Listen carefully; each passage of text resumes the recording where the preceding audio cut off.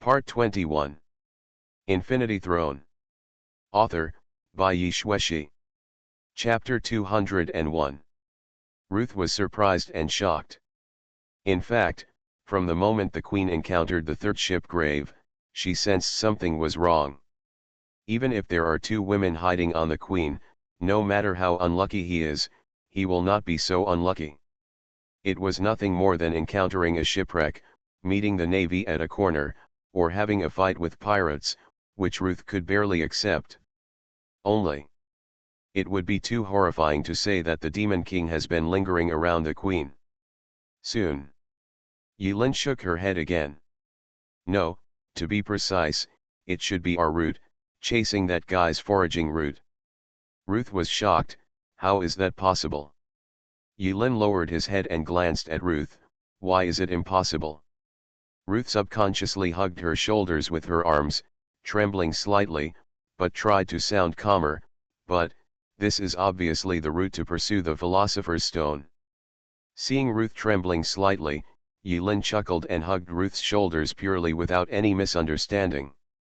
Who told you that this is the route to the Philosopher's Stone? It's the saxophone. Suddenly, Ruth understood. She raised her head suddenly, and the fear in her brown eyes was instantly replaced by another emotion of disbelief. It's him? How is it possible? Is he? Yilin remained silent. He held down Ruth's head and told her not to look back for the time being, so as not to alert the enemy.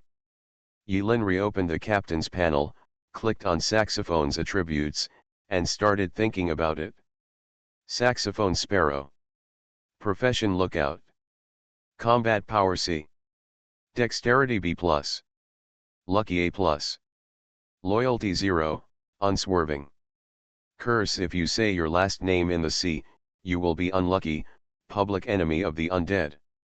Feats: Rope Mastery, Advanced, Treasure Hunting, Advanced. Official Queen. Treasure Hunting, Advanced. For some reason, he can always easily find the treasure he wants. Favorite treasure. After staring at the attribute panel and thinking for a moment, Yilin already had an idea in her mind.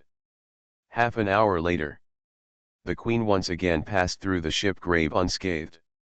Habit is indeed an extremely terrible thing. Because the pirates experienced 5 ship tombs in one go, they forgot the meaning of the ship tombs in their sleep. Ship grave. What's the big deal? Is it scary? I saw you 5 times in one breath. 5 times. There are even many pirates who have already made up their mind to brag to the beauties working on their legs after landing on the beach. No one noticed. An almost transparent shadow floated silently into the air and onto the observation deck. Yilin closed her eyes and instantly switched her field of view to Bai Xiaoi. Yilin was already very proficient in using spirit, and she almost didn't need to be reminded before she came up with this method. On the lookout. Saxo Sparrow did not notice a ghost-like figure floating strangely behind him. He stared into the distance with his binoculars, his expression filled with indescribable excitement. Compared with other pirates, Sax is indeed a breath of fresh air. He does not drink alcohol and is quite handsome. If the world were a long movie, Sax Sparrow would be the perfect hero. Yilin looked at Sax's back, thinking silently. After the lookout, Sax put away his binoculars and lowered his head. What are you stroking? Sax squatted alone on the observation deck, lowered his head and muttered. The familiar back of Yilin was like Lao Pan holding a stick, which made Yilin think for a second. But when Bai Xiao leaned closer, Yilin realized that she was really thinking wrong. Come on, I'll find it soon, I will definitely be able to.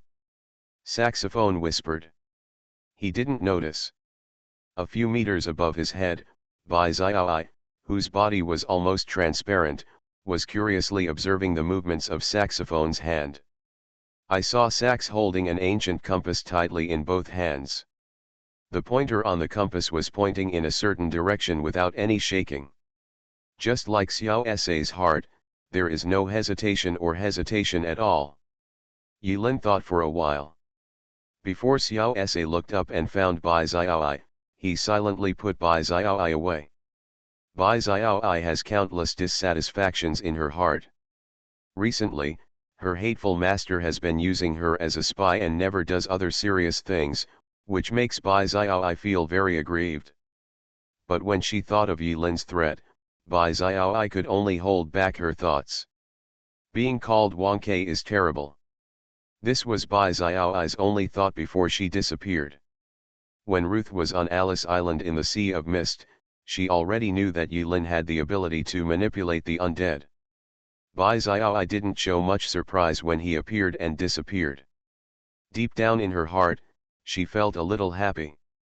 Since Yilin didn't use these methods behind her back, what did it mean? She, Ruth, is truly Elizabeth Lin's own person. A true one of our own. Ruth began to look forward to it happily again. Loyalty, admiration value, instantly rose again. Seeing that Yilin seemed to be finished, Ruth calmed down, temporarily put away her worries, fears, desires, hunger, all kinds of emotions, came closer to Yilin, and asked in a low voice, "How is it? Do you want to dash?" Ruth's eyes suddenly turned cold, she stretched out her hand and quietly made a gesture of wiping her neck. Very skilled. Yilin lowered his head and said a little modestly, "Isn't it a good idea to do this?" Ruth laughed, "Didn't you already try it on the island?" "Huh," Yilin was slightly startled, "how do you know?" Ruth rolled her eyes, "Don't underestimate a woman's intuition. Oh, damn, I almost forgot that you are a woman too." Yilin. After a moment of silence, Yilin opened her mouth. "Take a big breath." Everything turned into white mist in front of him. The surrounding temperature has dropped significantly. Yilin finally decided not to do anything to Sax for the time being. Ruth didn't understand Yilin's decision, but since Yilin was the captain of the ship, Ruth had no choice but to execute it. Afterwards, the two discussed many things in secret. Yilin is on this ship, and there are not many people who can really borrow it. Only Ruth and Wang Tiandi. One person and one dog. After asking a little about the legend about the surname Sparrow, Yilin made a lot of guesses. And one thing is certain. Saxophone Sparrow, in pursuit of the devil. Why? A trick to seek death? Yilin and Ruth did not tell the other pirates the Queen's true route. Although the temperature gradually became harsh, everyone clearly felt that the Queen was sailing in the polar direction. But the pirates who were dreaming of the Philosopher's Stone didn't care about the bad weather at all. As long as we can make a fortune, what does this difficulty mean? Pirates, but brave sea warriors. As a result, the worse the weather, the faster the rum inventory was depleted. In the sky, dark clouds stretched as far as the eye could see, and the surrounding air seemed to be frozen into a solid shape.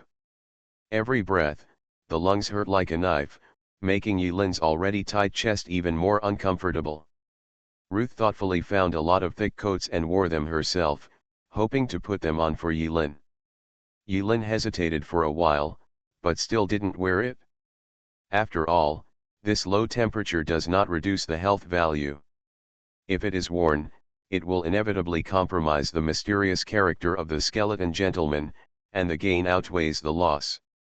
Moreover, Yilin had even experienced many worse and more terrible environments in the past. The low temperature that normal humans can withstand is indeed not that bad. Facing Yilin's stubbornness of looking up at the sky at 45 degrees, Ruth could only murmur in distress. Pretending. Yilin. Can what the captain did be called showing off? On deck, many pirates were trembling. These are the pirates who take turns manning the deck. More pirates have cleverly hid below the deck, drinking expired rum to keep warm while avoiding the low temperature on the deck. But to be honest, it's not that nice below decks either.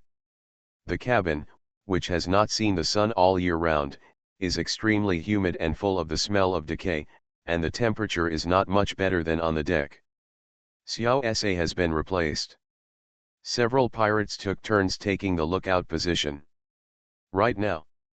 Suddenly. The lookout was above, sounding a small alarm. It's not considered an enemy attack. Soon. Ruth walked out of the cabin. Although she didn't want to do everything herself, ever since she learned that the true destination of the ship was that person, she had been suffering from insomnia and hair loss all day long, as if she had an endocrine disorder and couldn't calm down. Even when buffing Yilin, the technique was subconsciously heavier. Ruth took a look. Immediately, he was so frightened that he clamped his legs tightly together. Rin. Come out quickly. Hurry. Something bad is going to happen. Dang dang dang dang. Sirens sounded frantically. Ruth helped Yilin get dressed as quickly as possible. Huh? 3 minutes? So you can do it that fast?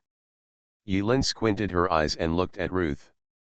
It turns out that the usual 20 to 30 minutes of tossing is intentional. In response to Yilin's doubts, Ruth remained calm. It's not important. Oh no. I feel like we may be about to encounter a terrible disaster. Yilin reincarnated as Skeleton Gentleman and appeared on the deck. The original sky. It was as dark as ink. Under the clouds, a pillar actually connected the pitch-black sky to the sea, which looked very strange. In view. Before Ruth walked down to inform Yilin, the pillar was still as thick as a toothpick, but when Yilin stepped onto the deck, the pillar was already as thick as a little finger, and was moving towards the Queen at a terrifying and constant speed. The number is approaching. Attention everyone. It's a hurricane. There's a hurricane ahead. Sound the alarm. Alarm dash. Damn. The current and sea wind are heading in that direction. Lower the sail. Get ready to turn. Suddenly. High on the deck. Yilin raised her head. In the sky. I don't know when, it has been burned into a light ink color. A scene like ancient watercolor ink, where the sky and the earth meet, and the thick clouds above seem to come alive, trying their best to show the most ferocious posture in front of Yilin's eyes. Stretch out your hand, and the thick clouds seem to be above your head, within reach. They have entered dangerous waters. From the toothpick at the beginning until Ruth informed Yilin to step on the deck, it only took a few minutes. No ship would be able to respond to a terrible disaster in such a short period of time. Yilin's pupils shrank slightly. Here we go again. That feeling. The feeling of being spied on. Infinity Throne. Author, by Yi Shueshi. Chapter 202. I don't know if it's because Yilin's mental power is high enough, or because the person peeping at her is so unscrupulous that she doesn't want to hide it. Yilin has been feeling this way since she sailed out of the foggy sea. In the dark, there seemed to be a gaze from the sky, peering at him, staring at the scarlet skull on his hat. Curse. Or is it a certain existence in this world? Yilin had already guessed that the level of power in this world was not simple. The eagle-catching chicken-catching game between the Navy and the pirates is just a superficial game of playing house. It's like a hidden plot. As long as you dig deeper, you will definitely find something unusual. That sense of voyeurism was too mysterious. Yilin was currently at a low level and couldn't even tell whether there was any malice in that voyeuristic gaze. But as the saying goes, let it be what it is. The other party has been peeping for so long. Since he didn't choose to take action immediately, after Yilin's analysis, there are only two possibilities. Cannot. No need. Therefore, Yilin did not panic. Until now. When the Queen was about to be pushed towards the hurricane by everything on the sea, whether it was the currents, the sea breeze, or some hand that existed in the dark, the discomfort caused by the voyeuristic feeling to Yilin instantly surged to the maximum. In other words, the Queen is chasing it, but you are chasing the Queen. Infinite nesting dolls. Yilin was speechless.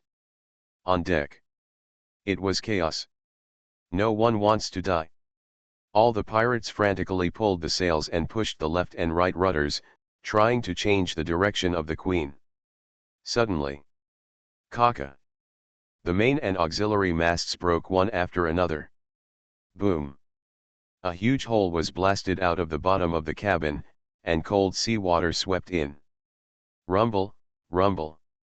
The entire Queen rotated in response, and the deck suddenly tilted 45 degrees in a certain direction. The dark clouds above were like an ugly face, dripping with ink, pressing down on the Queen. Facing the pressure of disasters from heaven, earth, and ocean, the Queen was like a lonely boat in the strong wind, small and helpless.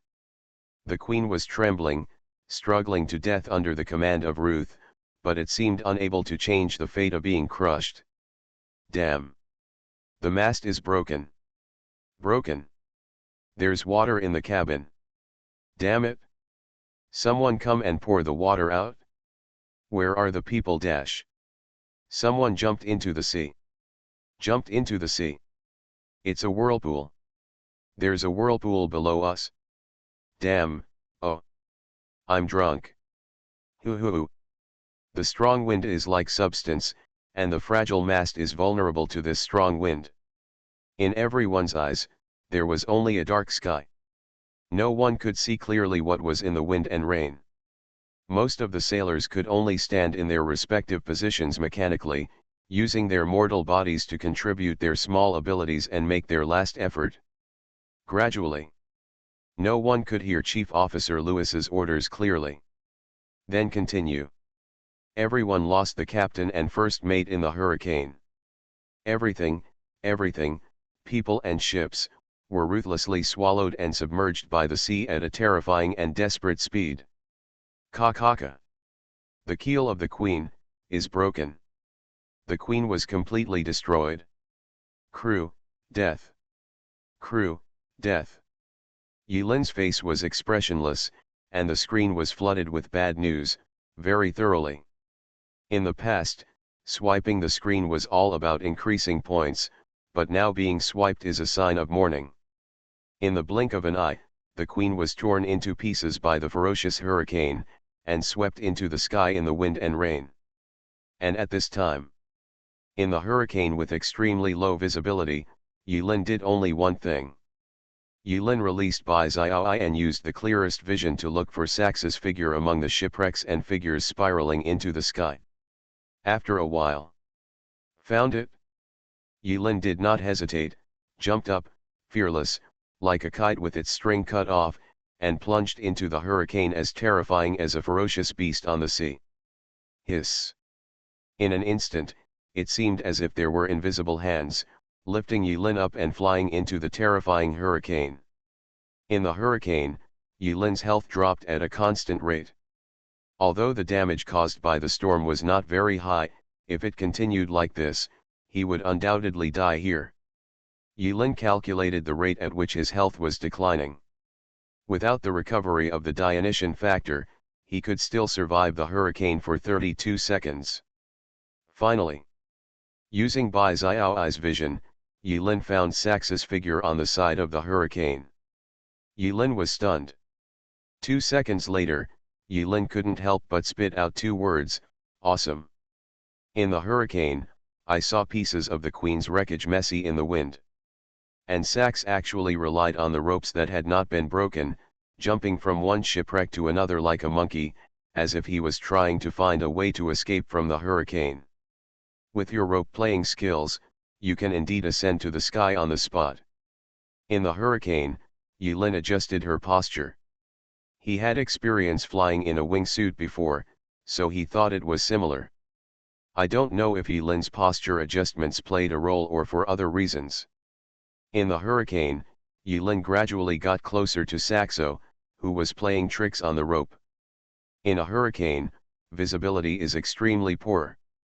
It was a dark sky with rainwater and seawater mixed together, slapping coldly on the face. If Yilin didn't release Bai Xiaoi, it would be difficult to open her eyes and find the position of saxophone in the wind. Bai Xiaoi is a spirit body and is not affected by the hurricane at all. Seeing her abominable master being so embarrassed in the hurricane, Bai Xiaoi sat cross-legged in the void while providing her with a view, admiring her with pleasure. Rin's various poses. She even wished she could unlock the function of taking photos and screenshots so that she could have some cards to negotiate with the owner in the future. What a pity, Bai Xiaoi sighed sadly. A hurricane swirls, somewhere else. Sax actually still held the ancient and mysterious compass in his hand and refused to let go. It was as if that compass was his only hope for survival. Yilin gets closer and closer. 50 meters. 30 meters. 20 meters. Sax didn't notice Yilin's approach at all. In other words, even if it is noticed, there will be no reaction. Because in this kind of disaster, everyone is helpless and allows the violent storm to wreak havoc on their body.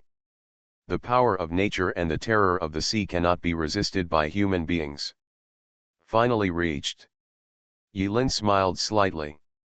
There was still some spiritual power left, so he no longer waited. In the strong wind, Yilin skillfully gathered several slaps and slapped them hard on Zox's face, regardless of left or right. In this kind of environment, it is not easy for Yilin to gather the power of telekinesis to slap, let alone being able to distinguish between left and right, or to hit rhythm and perform at a high level. Thanks to Yilin's experience not long ago when she slapped Li Chang'e in Hating City. No matter how ruthless you are, you will come. Snap, snap, snap.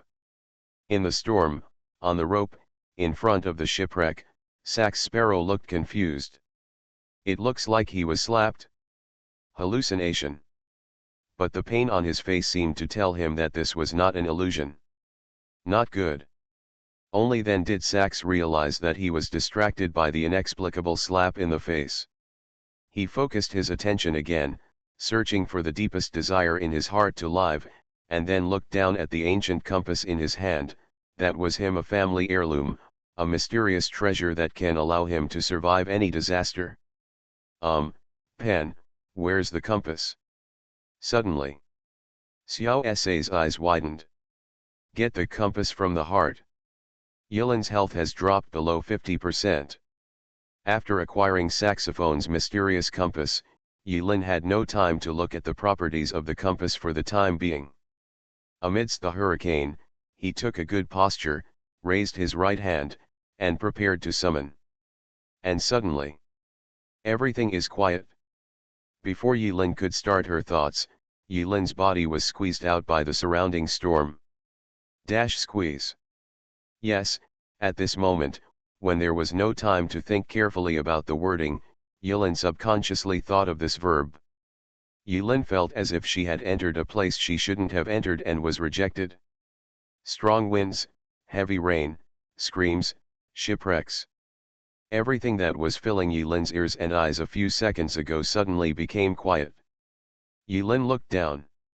I found myself floating strangely in mid-air.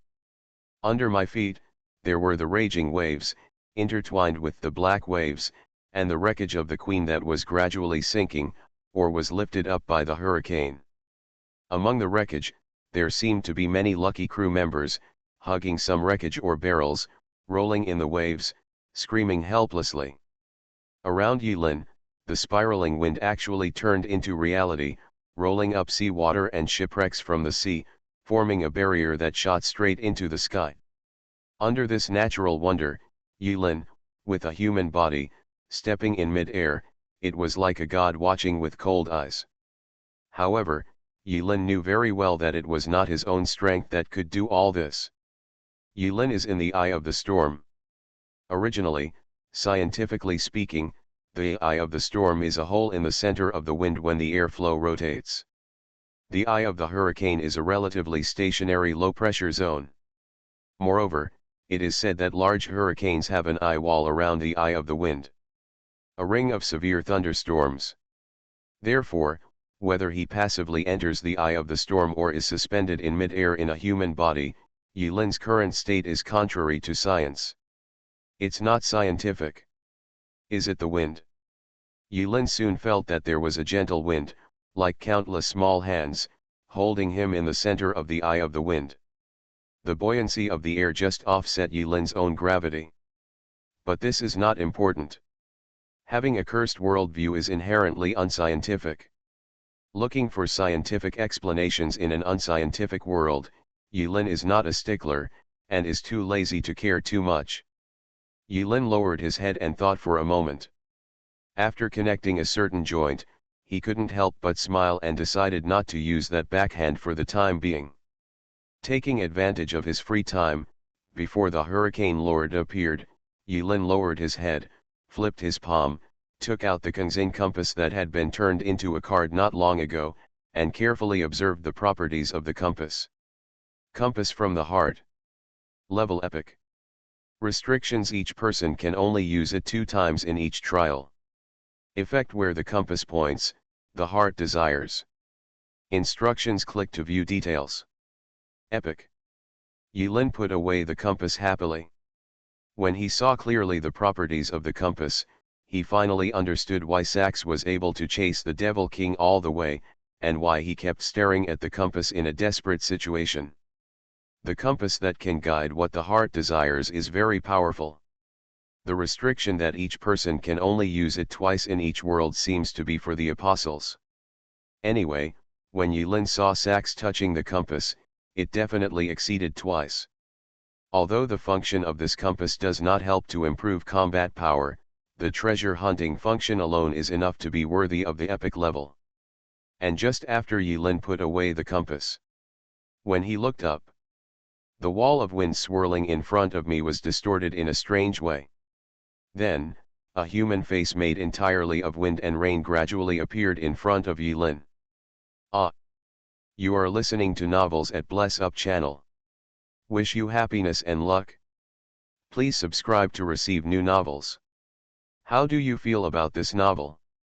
Please like and leave a comment. Infinity Throne. Author, by Yi Shueshi. Chapter 203. Yilin looked at the human face in the hurricane from afar. Separated by a void. That voyeuristic gaze was directly in the light, blurred on his face. In front of that human face, Yilin's figure was like an ant falling on a plate, and like the beauty mark on the corner of Ruth's mouth, she looked extremely humble and small. The face was entirely made up of hurricanes, shipwrecks, and sea water. The eyes and mouth were 2 dark holes. If you didn't rely on your imagination, you might mistake it for a pattern formed by coincidence. But Yilin, who has experienced all this and has some experience in the higher world, understands it very well. This face cannot be explained by coincidence.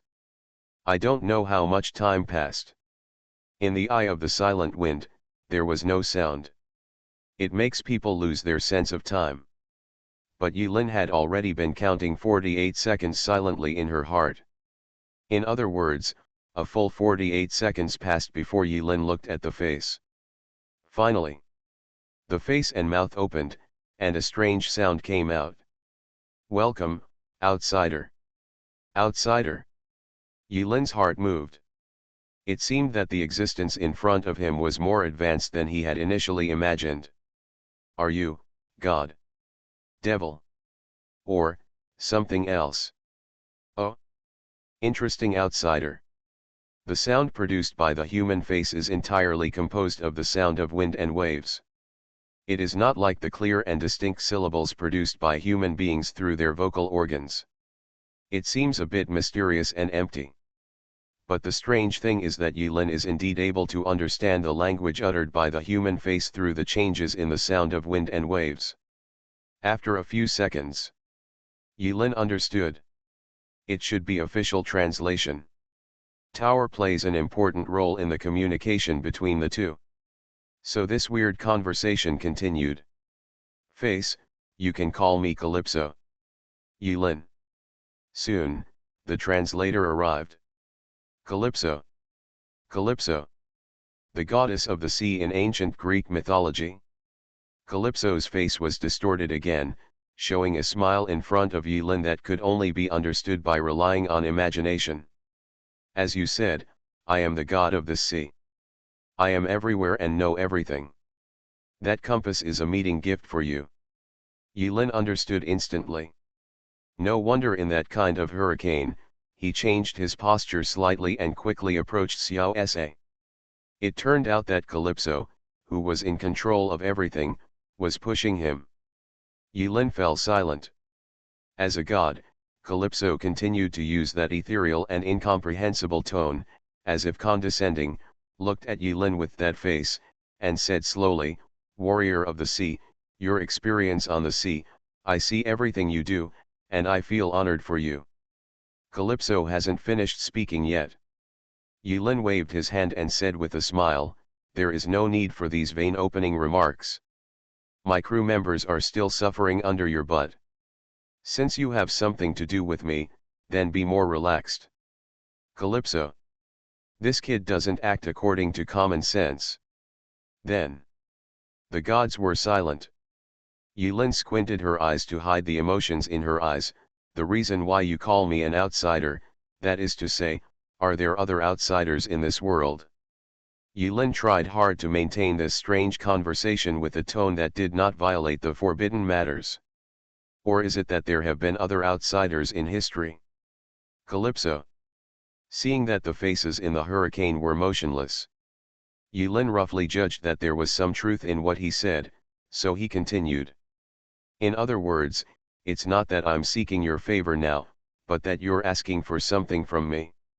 Am I right?" "God, haha." The tone paused. Yilin said matter-of-factly, "And I snatched this compass back from the storm with my own hands." "What does it have to do with you, Calypso?"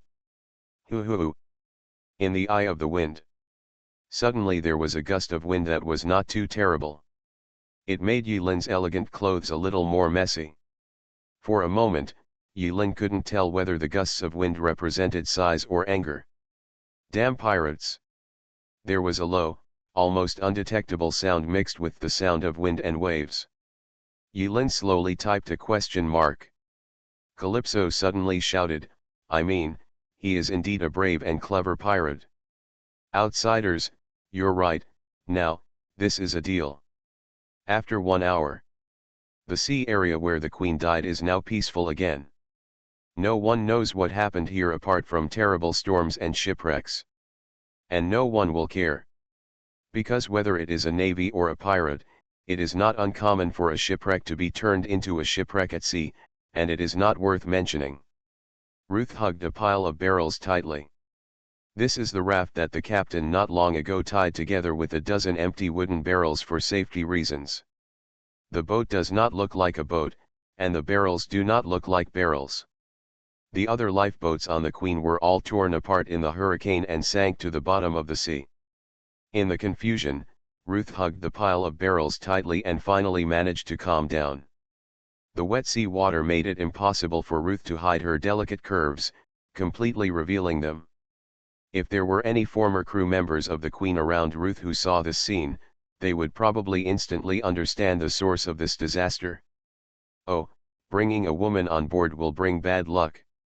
Ruth smiled helplessly, gave up her struggle, and stayed on the floating barrel, letting the waves wet her and sway back and forth. She no longer had the strength to think about how to survive. Ruth knew clearly that the sea near the poles had a harsh environment and bad atmosphere. Many merchant ships would not choose to pass through the sea area, so there were very few ships. No matter whether it is merchant ships, adventurers, pirates, or navies, they will not choose to pass through this route without a special purpose. It is undoubtedly wishful thinking to be lucky enough to encounter a passing ship and be rescued by them.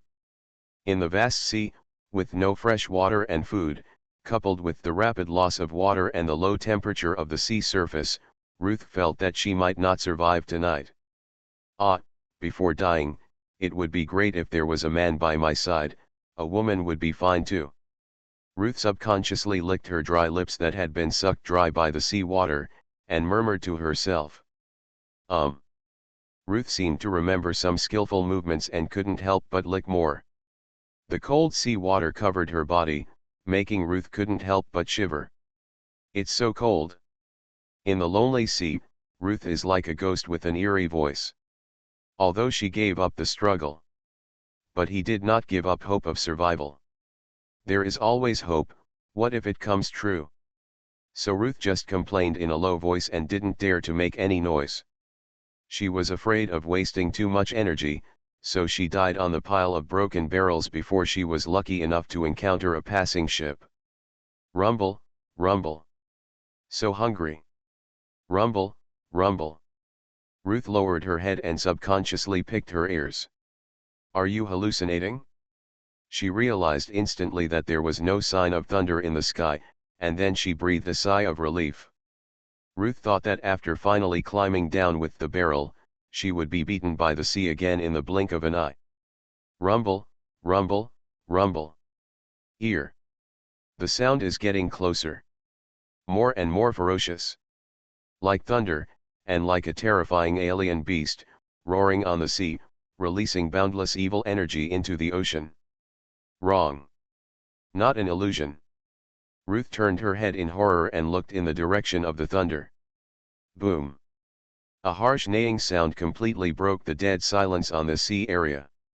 In the direction of the thunder, there was a dazzling light that tore through the night sky, penetrated the ocean, and stung Ruth's eyes. It's so dazzling. Ruth subconsciously stretched out her hand to cover the beam of light.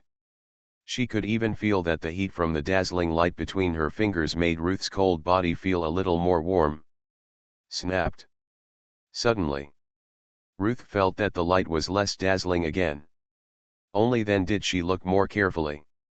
I found that there was a small black shadow in that direction, and two beams of light shot out from the black shadow, coming closer and farther away, as if searching for something.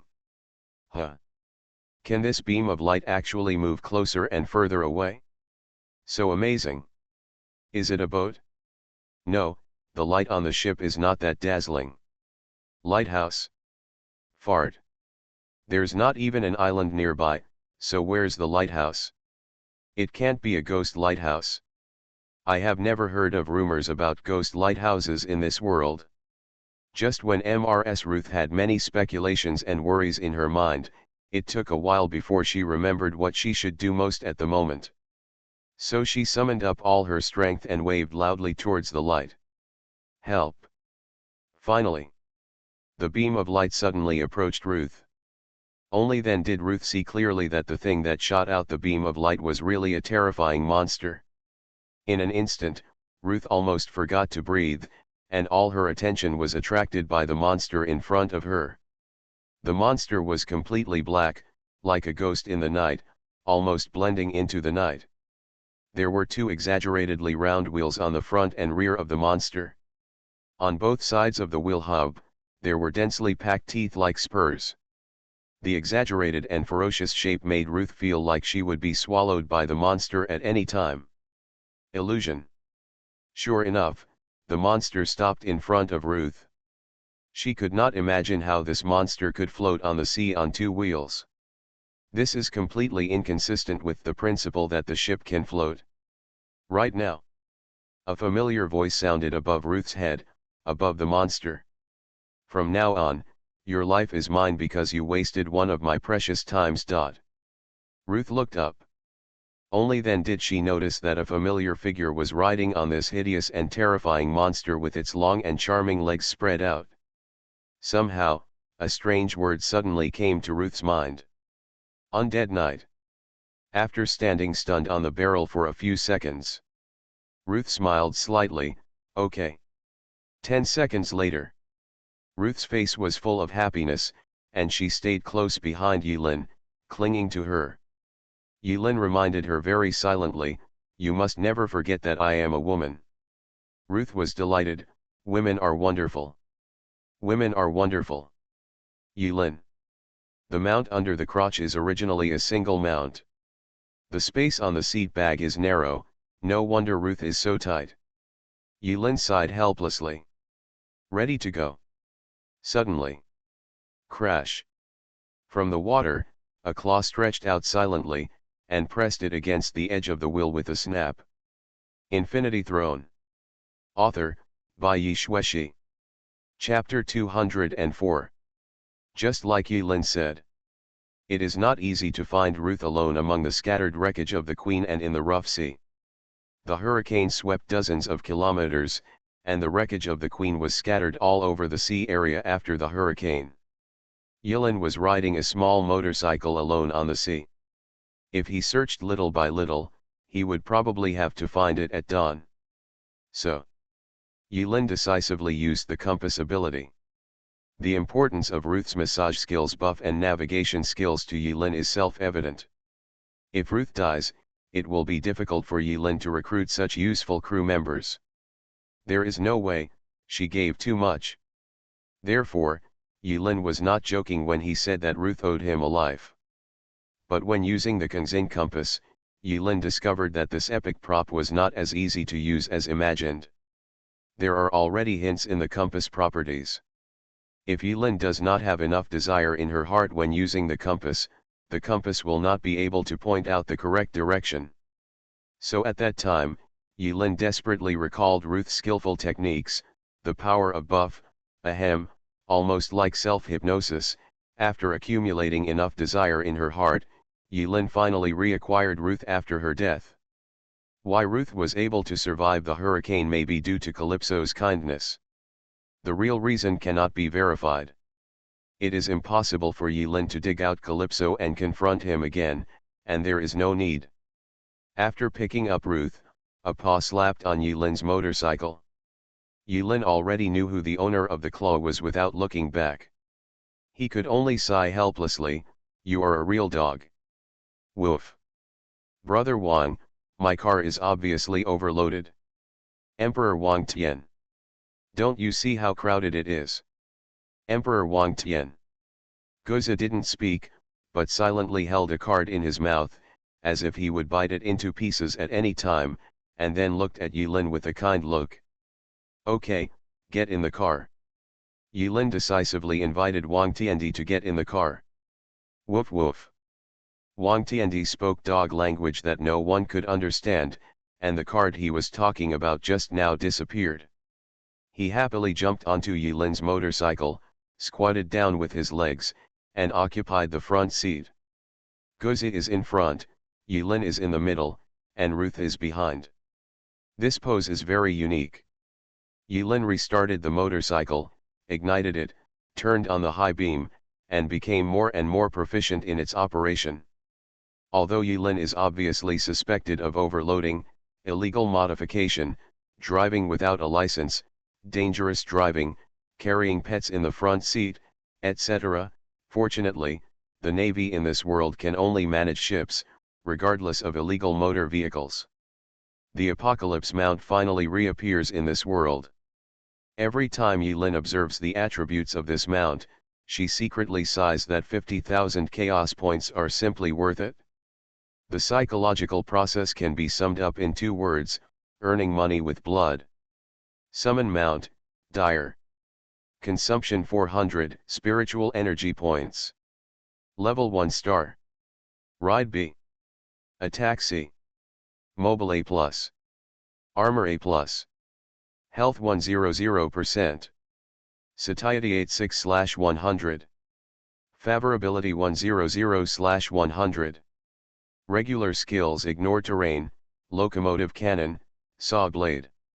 Special ability: Dark Night Mode. Mount description **U0026 UN #UN at #UN %UN ##. Before the shipwreck occurred, Yulin just scraped together enough filling modules to reactivate the chaos value of Apocalypse's mount, and then stuffed the Bat motorcycle into it. Yulin also did not expect that after the Bat motorcycle was inserted into the module, the skill that was relit on the module skill tree turned out to be a summoning skill, and the motorcycle, which was originally a mount prop, completely disappeared. On the virtual panel, the Night Dire, as a summoned object, strangely had a health bar. Of course, Yulin also struggled to come up with the name Night Dire. Yulin has always been satisfied with her taste in naming, and there is no need to question it. There is nothing wrong with summoning skills. But this new module skill for summoning mounts consumes too much spiritual energy. Fortunately, as long as the summoned mount's skills are not cancelled or destroyed, Night Dire will always exist and will not disappear, nor will it continue to be consumed like maintaining Bai Xiaoi and Nai Hongxiu's psychic value. Generally speaking, the attributes of this mount are almost perfect, and its flaws are not concealed. The only thing Yilin couldn't figure out was that the irritating explanation clause at the end of all the skills in the past was reflected in the attributes of the Night Dire. A series of garbled characters appeared strangely, and the style of painting suddenly changed. This made Yilin a little confused. The profound meaning behind it can only be considered carefully when you have time in the future. On the mount, the passive attribute of ignore terrain is enough to give Yilin the confidence to cross the sea. That's why Yilin was so calm when facing the legendary god Calypso not long ago. Poseidon. Yilin smiled, the meaning of which no one could understand. Ruth. Guza. Yilin didn't explain. Yilin turned on the accelerator and rumbled on the sea for a while. Suddenly, he found that he could not find the right direction in the vast sea. For half an hour, the same waves and the same night were in front of Yilin and behind her, without any change. Fortunately, we did not encounter any disasters such as hurricanes, storms, thunderclouds, and whirlpools. I don't know if it's because of Calypso's kindness, or because the Night Dire doesn't belong to the category of ship and cannot trigger the conditions of the curse. Ruth, please point me in the direction. At this moment, Ruth was hugging Elizabeth Lynn's small waist happily, and from time to time she curiously tapped the iron bump under her buttocks, making a clanking sound. Upon hearing Yilin's question, Ruth couldn't help but roll her eyes. How can I find the direction for this ship? And, to tell you the truth, I accidentally lost my navigation chart. Now, in addition to my sister, I can give you apart from massage, you have no other abilities. What do you desire most right now? What? Ruth was stunned. I mean, if it can come true, what is the thing you desire most right now? Close your eyes, do it all from your heart, don't hesitate to say it out loud. Yilin's tone was full of bewitching. Ruth closed her eyes obediently, imagining and mumbling to herself like she was dreaming. I hope to take a hot bath, change into clean clothes, eat a hot meal, drink a sip of high-end wine, and have a warm bed. Oh, it's better to have slippery white flowers on the bed. Seeing that Ruth was getting more and more weird as she talked, Yilin didn't give the landlady a chance to continue talking in her sleep, and directly put the compass from the heart into Ruth's hands. On the compass, the pointer first rotated crazily, as if something was malfunctioning. But after a few seconds, click, the pointer suddenly became fixed, pointing in a certain direction to the left without moving. Bingo! Yilin put away the compass with satisfaction and drove at full speed. Ruth. The compass peeked through Yilin's inner desire and pointed to Ruth. And the compass, through Ruth's inner desire, points to a warm bed, hot water, delicious food, and wine. When Yilin landed on land again with one person and one dog, it was already the dark night of the second day. This is a bustling port. It is completely different from the painting style of Titaga Island port. Groups of well-equipped troops were patrolling back and forth. Even at night, the port was lit with dim lights, and the entire port was brightly lit. For a moment, Yilin had the illusion of entering another world. The identity of the two women and the dog did not arouse any suspicion. Yilin used a unique method to sneak into certain places and find two clean women's clothes, then reluctantly put on the women's clothes and resumed her identity as Elizabeth Lynn. When Yilin reported the identity of Elizabeth Lynn to the patrol team leader with tired eyes and a panicked tone, a certain team leader was instantly frightened, shocked, overjoyed, promoted, looking forward to the future, and imagining the pinnacle of life. In short, the news that Elizabeth Lynn reappeared in the Royal Navy port after a month of disappearance spread throughout the city as quickly as possible. As for the identities of Ruth and Wang Tiandi, no one cares. It's just a maid and a pet. Although Wang Tiandi was quite dissatisfied with his upcoming role as a pet, when Yilin threw a bone, Wang Tiandi nodded happily, and all his anger disappeared instantly, and he showed a smile like a licking dog. Goza's pursuit is so simple and boring. The third day, Yilin dressed up in a gorgeous women's clothing and entered an old castle. He finally met Elizabeth Lin's father, Benson Swan. It was only at this moment that Yilin finally understood that her full name should be Elizabeth Lin Swan. Being forced into a role-playing identity by the tower, Yilin always felt that the name of this character was weird no matter how she looked at it. But when he lowered his head and saw the dog gnawing bones at his feet, he remembered the name Wang Tiandi. Yilin suddenly felt that this name was very normal. It's much better than Linchan Emperor and the like. It can be said that old Swan's hair turned grey overnight.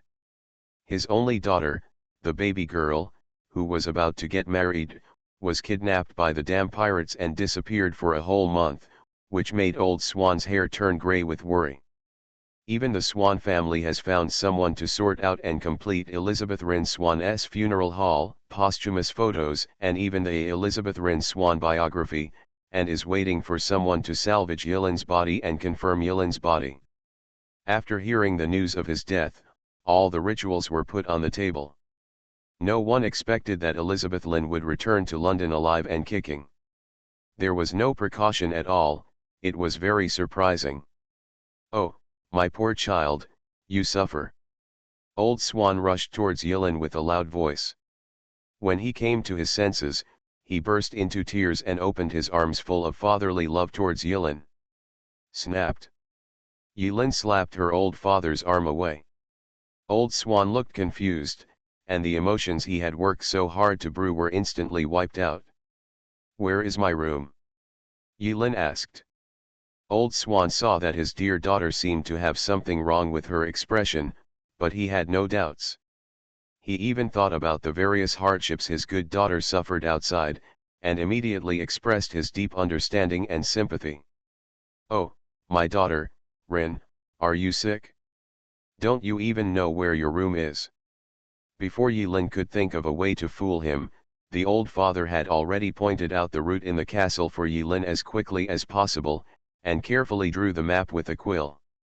Yilin silently clicked a like. After obtaining the location information of the room, Yilin dragged her maid and pet and walked directly up the steps. "Ouch!" Yilin suddenly screamed. "Old Swan! Those damn high heels! And the damn women's clothing!" Yilin had no expression on her face and twisted her waist to walk up again. Her legs hurt. "My dear daughter, Reinyo. Don't you really need to call a doctor?" Yilin. Emperor Wang Tian, wow. Infinity Throne. Author, by Yi Shueshi. Chapter 205. Captain Panel. Name Skeleton Gentleman. Flag Gentleman's Flag. Reputation 29435/30,000. Level famous all over the world. Skill Captain's Insight. Crew Ruth Emily, Wang Tiandi. Curse bringing a woman on board will bring bad luck, fall in love and kill each other, Calypso's gaze. Fleet none. In the girl's boudoir. Yilin stared at the panel and pondered for a few minutes before closing the captain's panel. Strengthen your shoulders.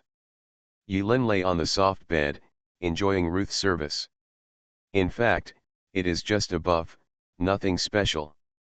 The blessing of this buff state lasted for a full hour, and Ruth's technique seemed to have deteriorated a bit. Lock the door to death. Yilin began to think about her next plan. Sure enough, when initially filling in the captain's name, Yilin's guess was not wrong. Now, only the skeleton gentleman is judged to be in the pirate camp, not Yirin, let alone Elizabeth Rin. If Yirin had filled in Elizabeth Rin when filling in the name of the captain at the beginning, it is estimated that once ashore, no matter what Elizabeth Rin's previous identity was, in this world where pirates must die, Yirin will wear this painful vest and face endless pursuit.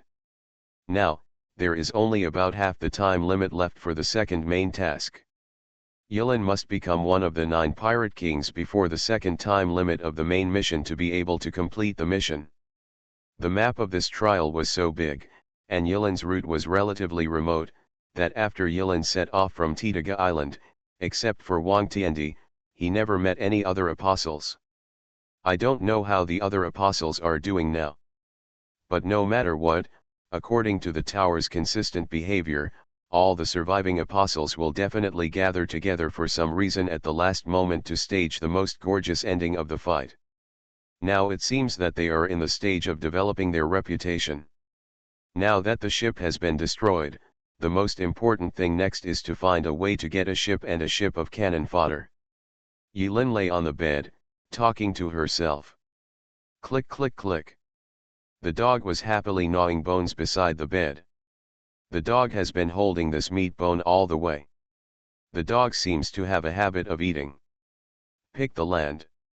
In an uncomfortable place, the dog will never enjoy the food in his mouth. It seems that the dog feels that this is a waste of food. Ruth heard Yulin's soliloquy and was full of curiosity. Oh, my dear stupid Lin, do you still want to be a pirate? Isn't life good now? Ruth, would like to be. You will be my maid for life, the kind that will never leave you. Yulin didn't look back and rolled her eyes. You have a beautiful idea. Besides, being a pirate is my dream. If a person doesn't have a dream, what's the difference between him and a salted fish? Ruth was stunned. Yulin couldn't tell Ruth that this was all because of the mission, so she could only lie again. My dream is the sea and freedom. Ruth lowered her head and thought for a moment, and seemed to really believe it. In short, the next step is to use the convenience of the character to get more information from Old Swan, and then find a way to get a ship. As for recruiting people, Yulin is not too worried. At worst, he will use the method of Titaga Island again. However, such extreme measures should not be used. After all, this is not Titaga Island or a pirate's paradise, but London, the capital of this seafaring colonial empire. If you do the same thing here as on Titaga Island, you will kill yourself in minutes. This name's reputation is so famous that it shouldn't be just for show. Thinking of this, Yulin's eyes lit up slightly. Shortly after, Yulin thought about the deal with Calypso in the eye of the hurricane again, and couldn't help but feel a headache secretly. I don't know, is this an over-exploration of the plot? Or is it a hidden plot mission?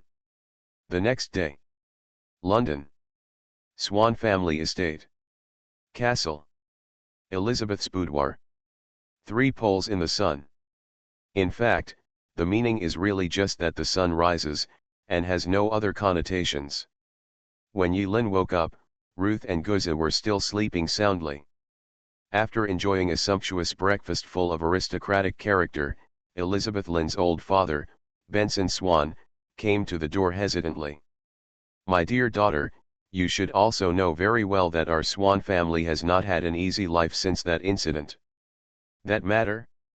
Yulin secretly recorded the little information that old Swan accidentally revealed, and then asked Ruth to check it out. Then, Elizabeth Lin smiled slightly. Strange, why does my daughter come back from missing outside and feel so much more beautiful? But the facial features haven't changed at all? Old Swan was puzzled in his heart, but he didn't ask any more questions, and continued to put on a bitter face. The governor already knows that you have returned safely. It is said that he misses you very much. He wants you to go to the Navy headquarters because he wants to see me. Dear beautiful Elizabeth. Wait a minute. Yulin's expression changed slightly. You mean, Elizabeth Lin's fiancé, the governor?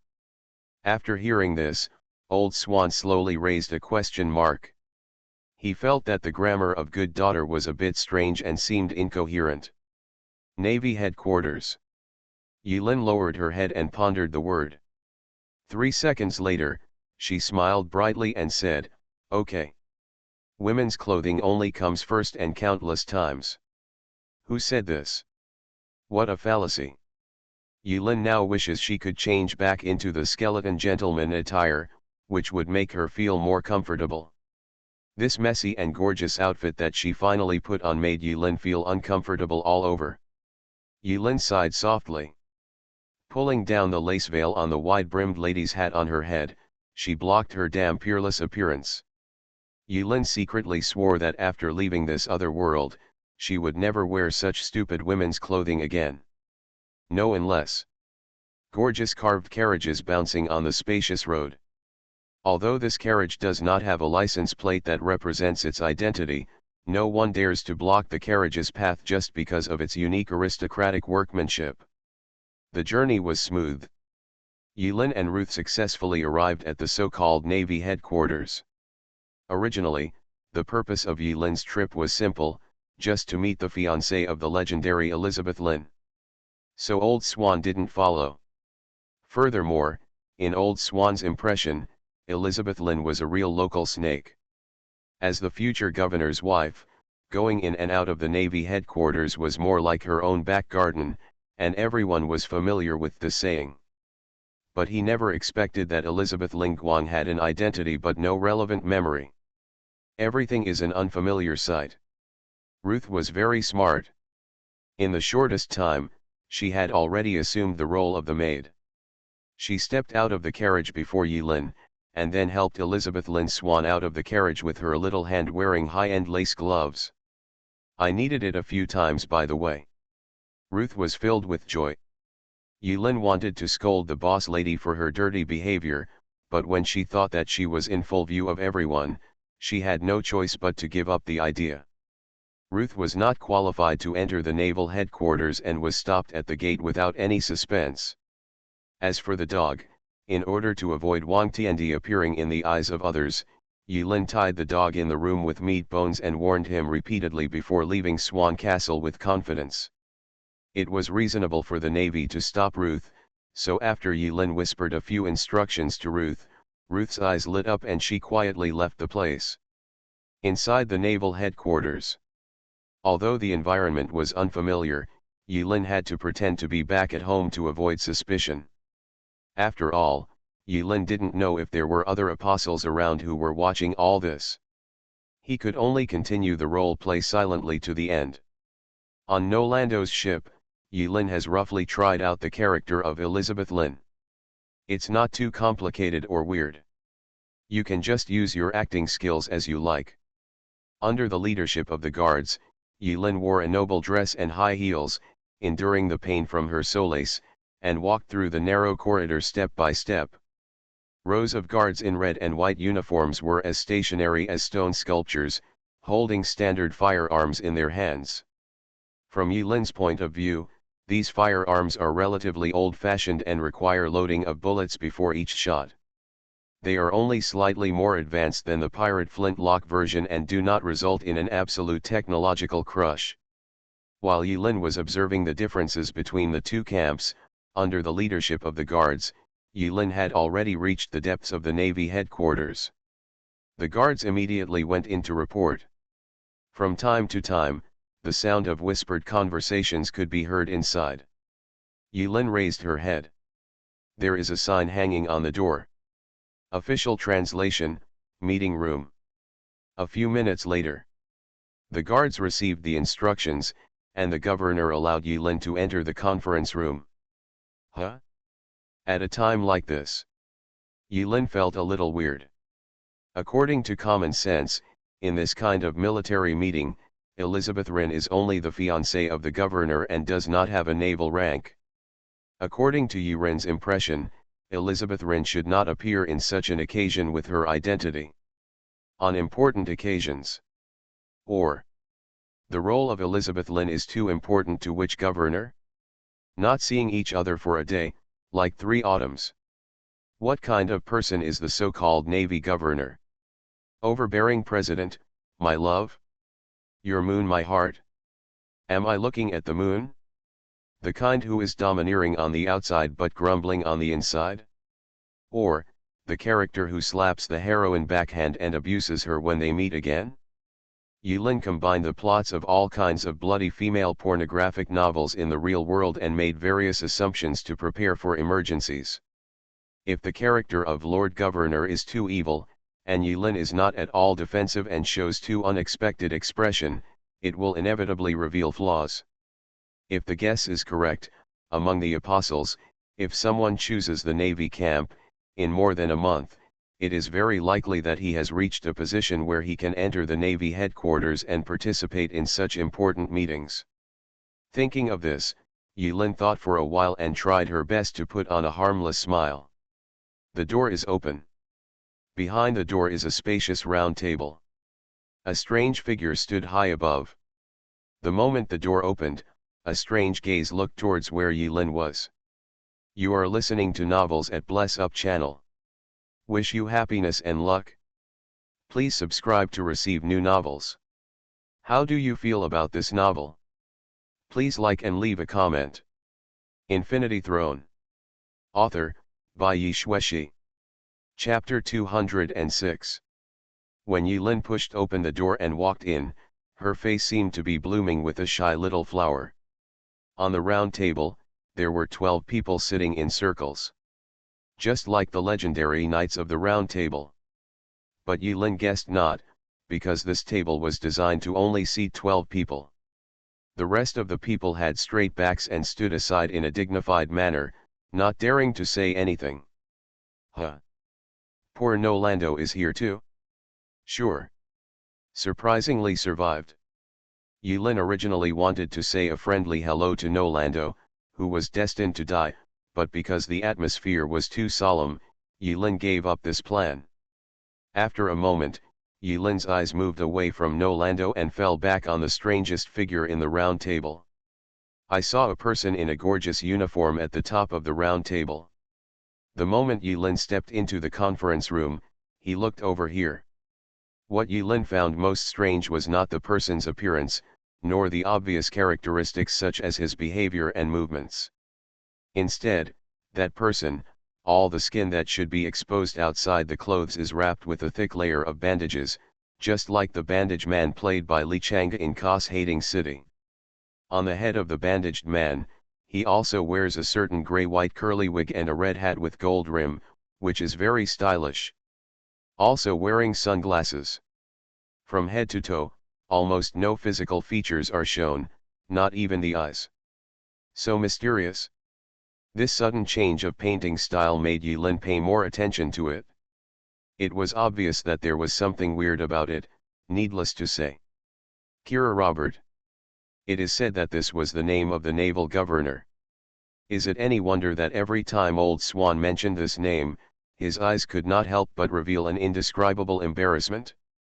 Do you think he would throw his daughter into the fire? In an instant, Yurin could roughly deduce the reason why Elizabeth Rin was captured through the information compiled in this extremely short period of time. In all likelihood, he ran away from home. If it were him, he would have to run even if his legs were broken. Yulin had no other choice. He could only walk in the direction of Kira Robert, who was dressed strangely. Etc. Yulin's steps did not stop, but in an instant, after further analyzing the limited information, she came to the further relationship between Elizabeth Lin and Kira Robert. Maybe. Yulin's heart moved, and under the veil, she put on a sullen expression, snorted, walked to the corner, and kept a certain distance from Kira Robert. Kira looked away again. There was no surprise on the other's expressions, as if Elizabeth Lin's appearance and reaction were not unexpected. Really? That's right. According to Kira Roberts' weird character, it would be a fool's errand if Elizabeth Rin really wanted to get married. Reluctantly is the correct option. The brief exchange of glances just now, Kira Roberts' gaze through the sunglasses, made Yulin feel a sense of violation, and she couldn't explain it for a while. The meeting continues. Yulin's face was expressionless, pretending to be an arrogant young lady, but she was secretly looking at everyone in the conference room. If there are no accidents, the person in front of me should be the top person in the Navy camp. Governor General of the Navy, Kira Robert. On the round table, sitting on the left and right sides of the governor, were 3 Navy men wearing pure white cloaks and full of style. Two of them are handsome blonde men, one has long hair, the other has short hair, I'm talking about hair. They looked to be around 30 years old. Both men had very three-dimensional facial features. The short-haired man had a tense face, while the long-haired man showed a coquettish smile from time to time, elegant and calm. The other person beside Kira Robert is a sexy and charming redhead. She unbuttoned several buttons of the red and white military uniform, and the originally dignified Navy uniform was forced to wear by the woman to create a deep V effect. Yilin paid a little more attention, and roughly estimated that her figure was comparable to that of Elizabeth Lin. The woman was wearing a deep V-style military uniform and a pure white cape. She held a golden pipe with a long and narrow stem in her hand, which was exquisitely made. The woman was smoking a small cigarette, and curls of cigarette smoke were rising from the pipe, filling the solemn meeting room with smoke. No one dared to show any strange expressions. These three guys have an extraordinary status. If the real Elizabeth Wren were here, she would probably know these people, but Wren is just wearing the vest of Elizabeth Wren.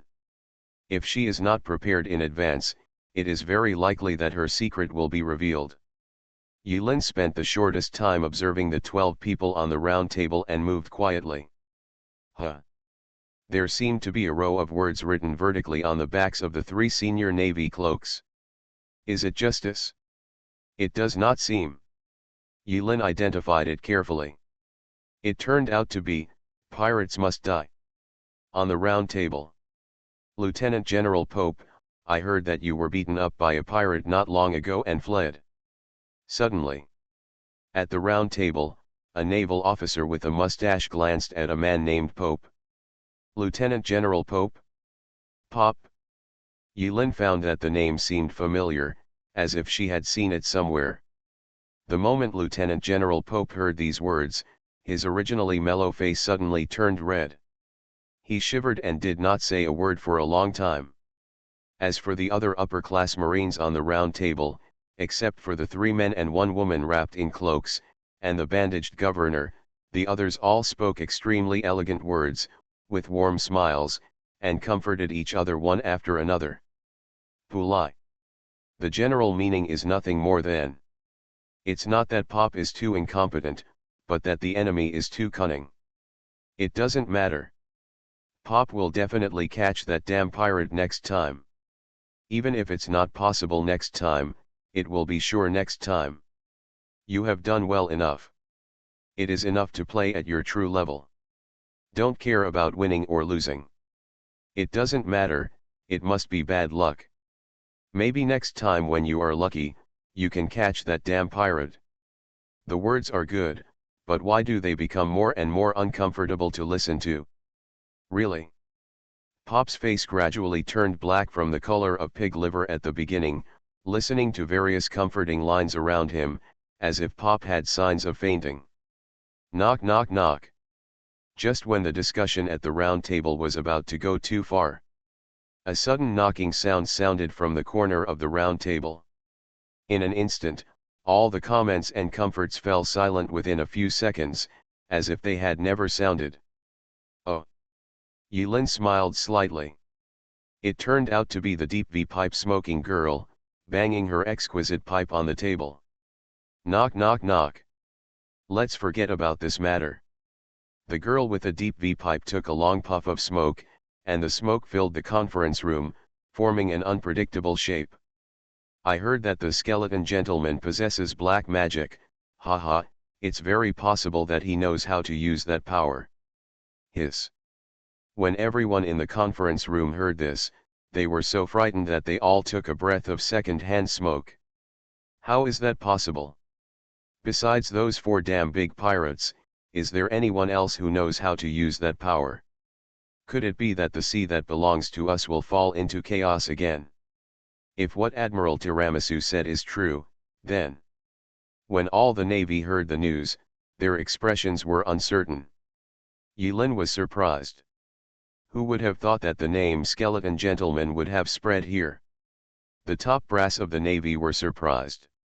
He quietly opened the captain's panel and took a look. Reputation value, famous all over the world? Is this the original level? Hee. Tiramisu Admiral on the other side? The long-haired man in the cape, who also wore the cape of Pirates Must Die, from nowhere, snapped out a few stacks of brand new paper, smelling of brand new ink, and presented them in front of everyone. The man slowly said a few names in a magnetic voice. Skeleton Gentleman. If it were any other situation, Yilin might not be able to help but reply. Arrive. Nicholas Zhao. Indiana Jones. These three, in just over a month, have gone from being unknown to becoming notorious pirates. The three of them can be said to be the new generation that has risen again since the decline of the pirates of the old era. I, Admiral Macchiato, would like to call these three people the worst new generation. Haha, if these three damn pirates are willing to stoop to master that power, it will be enough to set off a huge storm on the sea. Don't forget the purpose of our Navy's existence and what we are fighting for. If they are allowed to continue sailing, it will definitely hinder our plans. Yilin silently absorbed the information. By the way, confused.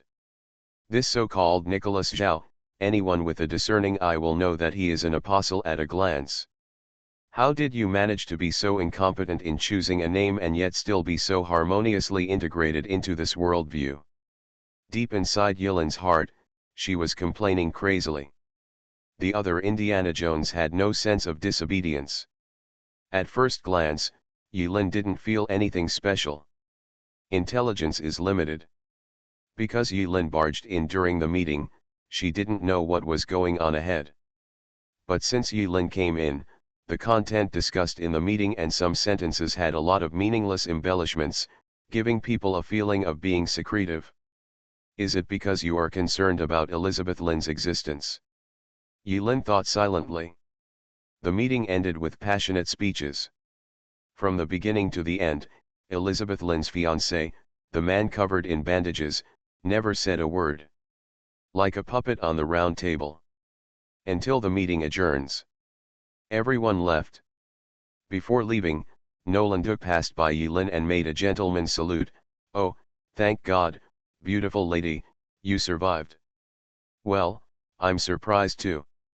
Yilin smiled. Actually what he wants to say is, Nolando, I'm very surprised that you survived. After the others left. Click. The meeting door is locked again. Etc. Only then did Yilin notice that there was a man with black hair standing behind the bandaged man. The man never said a word from beginning to end and was hidden in the crowd. It was only when everyone left and the man remained motionless that he entered Yilin's sight. Yilin frowned. She saw her fiancé, Kira Robert, walking towards her step by step. Haven't seen you for a long time. Yilin. At this time, what kind of persona should he use to answer such a bloody opening statement? Acridine. Long time no see too. Are you surprised that I survived? You want to change your wife, don't you? Yilin filtered through the barren romance novel plots in her brain. At this moment, Yilin found that the black-haired man behind Kira Robert was also looking at him with a curious look. Then, Yilin said something, causing Tiramisu to lose his attention, take a puff of cigarette ashes, and cough violently. Elizabeth Lin suddenly smiled coldly. He put one hand on his hip and pointed at the nose of the dark-haired man behind the governor. Is it because of this damn man? Tiramisu Admiral, ahem. Black-haired man. Navy governor. Everyone was confused for a moment. But it seems that in this world, being sexually passionate is not too forward-thinking. Tiramisu coughed for a while and soon understood. Ahem, Ms. Elizabeth, I think you must have misunderstood, Mr. Governor. The relationship with advisor Amakusa's hero is not what you think. It was a good thing that Tiramisu didn't open his mouth. As soon as he opened his mouth, everyone looked at General Tiramisu with strange eyes. Oh? What do you think I'm doing? Tiramisu took a long breath of cigarette, calmed down, and then explained, Ms. Elizabeth, let me introduce to you, this is an adventurer from the Eastern Sea, Rear Admiral Harushiro Amakusa, who also serves as the top advisor to the Imperial Navy. Yo-ho! Yilin was a little surprised. I didn't expect that tiramisu was such an avant-garde idea. However, in this short sentence, Yiren did not really want to cause any trouble, but in this way, she roughly tested whether the normal Elizabeth Rin's personality was the same as the black-haired man behind the governor. No. In Yilin's impression, as a woman, isn't it normal for her to lose her temper and act arrogant? There is no sense of violation at all. The man whom Tiramisu called Amakusa Harushiro did not change his expression, lowered his head slightly, and there was a thoughtful look in his eyes. Governor, it's good if you come back. Yilin still refused to give up. Are you happier if I can't come back? No. Who are you lying to? They say a man's mouth is deceiving. Will I believe it? Also, I've been missing for a whole month, and why didn't you come to me? You're so heartless. Do you know how I spent this month? Oh, God, that was an unbearable past. Thanks for your hard work. Huh? You're sending me away just because you've done so much. Are you serious about not taking your fiancé seriously? I think you should go find the man behind you, Kusushiro. Tiramisu corrected, it's Amakusa Harushiro, Ms. Elizabeth. Yilin completely took on the role, like a shrew cursing, pointing at the governor's bandaged nose and talking non-stop. The governor turned out to be very good-tempered. He always answered questions and would remain silent when he couldn't answer them. He looked like a pitiful little sufferer. In just 1 minute, Yilin couldn't wait to try out all the bloody lines in her memory. At this moment, Tiramisu and the others looked at each other, and their expressions changed slightly. Tiramisu, who was also a woman, reached out to stop Yilin, who was furious. Beautiful Ms. Elizabeth, you are overthinking it. During the period when you were missing, the governor did not think about food and drink. He also issued a reward. Even if it is a pirate, as long as he can bring you back to London, all his sins will be pardoned. That's a very kind thing to do. Oh, Yilin glanced at Tiramisu. Seeing that difficult Elizabeth Lin finally stopped speaking sharply, the corners of Tiramisu's mouth twitched slightly, and he quickly pulled Yilin out of the door and comforted him. Believe me, the governor has been too exhausted during this period. If it weren't for because looking for the whereabouts of Ms. Elizabeth, the governor will not do this. Yilin didn't dare to ask any more questions about the governor's makeup. If you ask, the secret will definitely be revealed. Therefore, after messing around for a while and getting the information he wanted, Yilin did not continue to mess with things for good or bad reasons. She just folded her hands and snorted, with a perfect expression. She just looks like a beautiful lady with resentment. At this time, Amakusa C's hero took a step forward, with an elegant smile on his face, squinting his eyes slightly, moving slowly, and stretched out one hand towards Yilin's palm, as if he was going to give a standard hand kiss. Nice to meet you, beautiful lady. Elizabeth Rin slapped Amakusa C's hero's palm away. Get out. I'm not happy. Governor. 3 generals. Amakusa C's hero. After saying that, Elizabeth Lin ignored everyone who was frozen in place, angrily raised her skirt and rushed out of the conference room. No one dared to stop her along the way. As soon as she walked out of the Navy headquarters, Yilin's angry expression suddenly changed and turned into a slightly frowning and thoughtful expression. There seems to be some trouble now. 10 minutes later. Yilin idly waited for Ruth. Suddenly, a somewhat helpless voice came from behind. You really don't give me any face. That move made me lose some of my health bar. Yilin was not surprised at all by the voice coming from behind. Turning around, Yiren saw not far away, Amakusa C's hero, still wearing the same poker-faced smile that he had withdrawn from not long ago, with an upright posture, standing behind Yiren. Yilin smiled warmly. Who used that lame test method? Kissed your hand as a gift? Haha, I already gave you a lot of dignity without slapping you in the face. Amakusa's hero shook his head slightly. Change a place. Yilin shook her head, her smile unchanged. No, as the governor's fiancée, if she goes to other places with a strange man, it is easy for rumors to spread. If I am not wrong, this identity will go out on the streets. There should still be a lot of people who look familiar to each other. After a moment of silence, Amakusa's hero took the initiative to invite Tani Tanharu.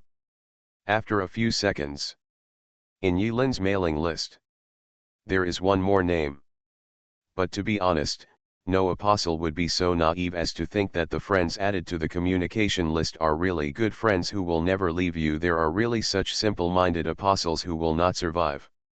Now, in her previous life, Yilin even added her enemies to the list face to face, just for the convenience of confirming at any time the year, month, and day when the other party died. It is such a simple communication function, and neither Yilin nor Gu Tianqing will think too much about it.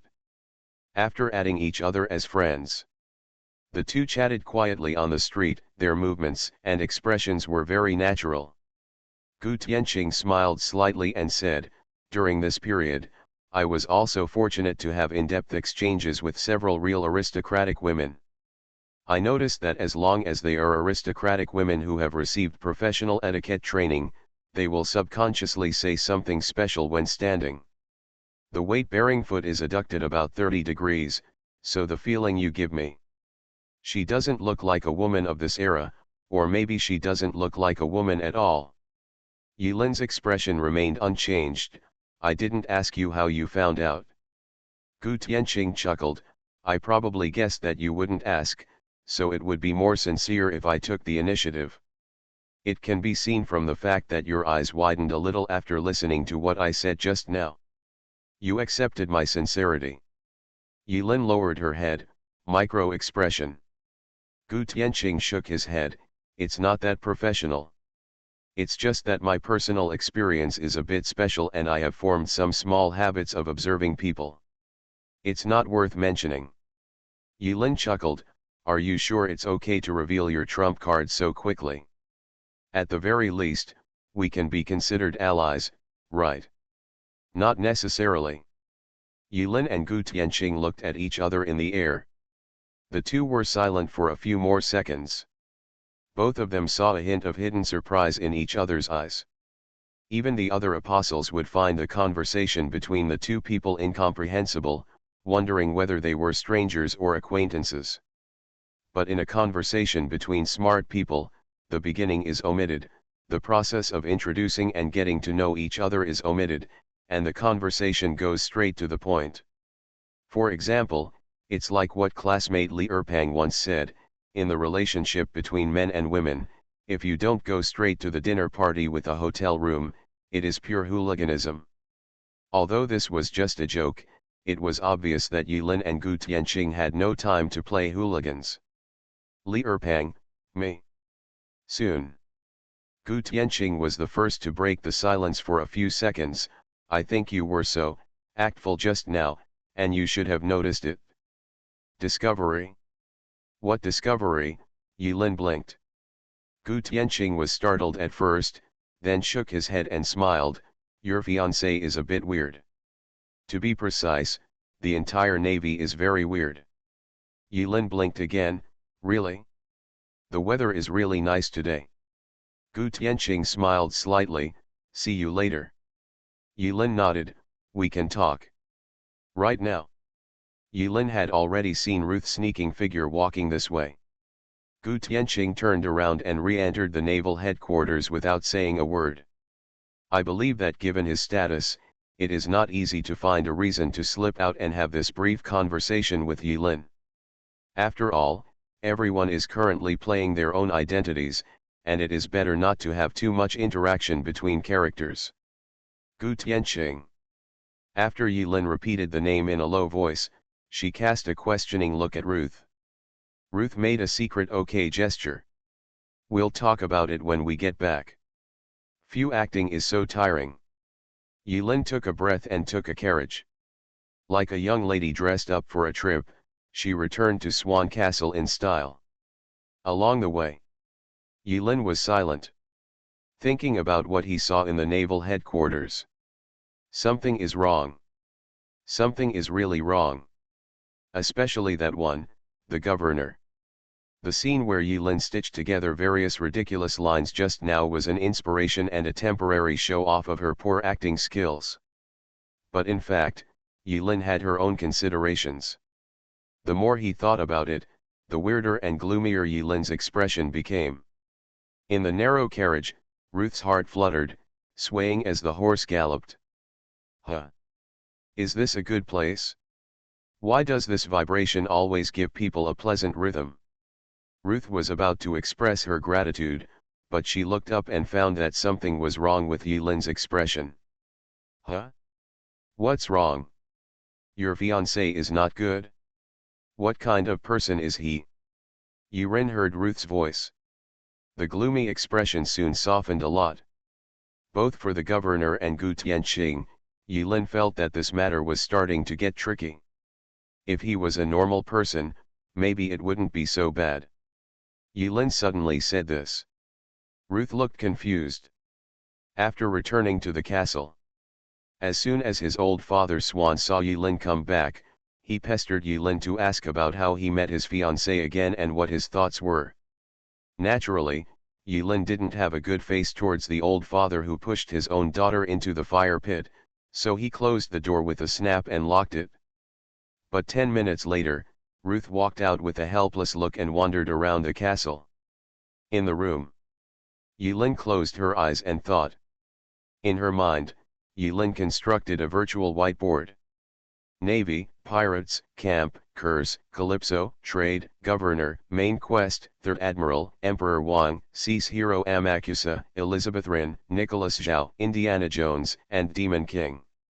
The seemingly unrelated nouns gradually formed an intricate relationship diagram in Yilin's thoughts. Infinity Throne. Author, by Yi Shueshi. Chapter 207. I don't know how much time passed. Yilin breathed a long sigh of relief. The information is not equal. It seems that I still have an advantage, haha. Although this world map is large, if you guessed correctly, it should be the world where the 5 apostles descended. Commonly known as 5-person copy.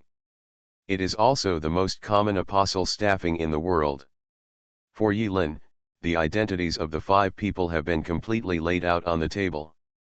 But for Gu Tianqing, who currently knows the most, these 5 people are, Gu Tianqing, Elizabeth Lin, Nicholas Zhao, Indiana Jones, and the Skeleton Gentleman. As for the identity of the Skeleton Gentleman, Gu Tianqing probably still has questions in his mind. The reason why Gu Tianqing made such a bold and lame test move that could be seen through at a glance when he first met Elizabeth Lin was simply because he noticed the role played by Yilin, which was obvious in the eyes of the apostle. A sense of dissonance. 1. Relationship with the governor. 2. Reappear after disappearing at a critical moment. 3. A name that seems a little inconsistent with this world. Gu Tianqing is not stupid, and it is not surprising that he can guess Yilin's identity as an apostle. That's why in the conference room, Gu Tianqing kept looking at Yilin's actions in a nonchalant way, and that's why he made that kind of test. As for Elizabeth Lin's other identity, Yilin believes that Gu Tianqing must have suspicions, but there is no evidence. Tisk, this kind of person is the most troublesome. This kind of insidious character is the most annoying thing. Based on the words of the 3 admirals in the conference room, Yilin roughly guessed the main mission of the Navy camp.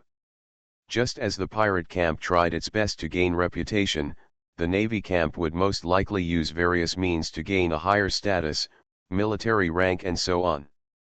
As for what to do after reaching the corresponding military rank, this is not something Yilin can know at the moment. In the brief conversation with Gu Tianqing, although it seemed that Gu Tianqing said a lot, there was almost no information that was really useful to Yilin. It can be seen that Gu Tianqing is also an old man, very cunning, and his technique of changing the subject and answering questions that are not what he is asking is so skillful that it makes people feel distressed. Fortunately, due to the unequal information, Gu Tianqing may only be guessing at the moment, but he is not confident enough to prove that Yi Lin and the skeleton gentleman are the same person. After all, the timing of the appearance of Elizabeth Lin, played by Yi Lin, and the timing of the disappearance of the skeleton gentleman in the sea are too coincidental. Gu Tianqing is not from this world, and there is no inertial thinking like women are not allowed to go to the sea. I believe that the news of the Queen's disaster will spread throughout the sea soon. Not long ago, Yi Lin asked Ruth to visit a tavern in London where pirates secretly gathered, in order to find out relevant information. In the carriage, Ruth's reaction also confirmed that Yi Lin's guess was not wrong. Although Ruth only stayed for a short time, she also heard a lot of rumors. News has spread that the skeleton gentleman has been shipwrecked. However, the life and death of the skeleton gentleman are still a mystery. Some people say that the skeleton gentleman died in that terrible hurricane, others say that the skeleton gentleman possesses black witchcraft and is immortal, and some people are telling the truth about the rumor that the skeleton gentleman appeared on the coast of a certain country. There are even exaggerated rumors that the skeleton gentleman was attracted by a siren and spent an unforgettable 99 and 81 hours with various female sirens. In short, there are many legends, and it is impossible for Gu Tianqing not to receive the news. After dinner, Ruth returned to Yi Lin again. Yi Lin opened the apostle panel and took a look. Seeing that the enriched buff was about to disappear, she pointed at her sore shoulders and asked Ruth to knead them. Ruth was surprised to see Yi Lin taking such initiative, but she did not refuse. While on the buff, Ruth proudly told Yi Lin the information she had learned, as if offering a treasure. Ruth spent a whole afternoon walking among the maids and servants in the castle, asking a lot of questions. "I'm surprised. I didn't expect you didn't even know about this kind of thing."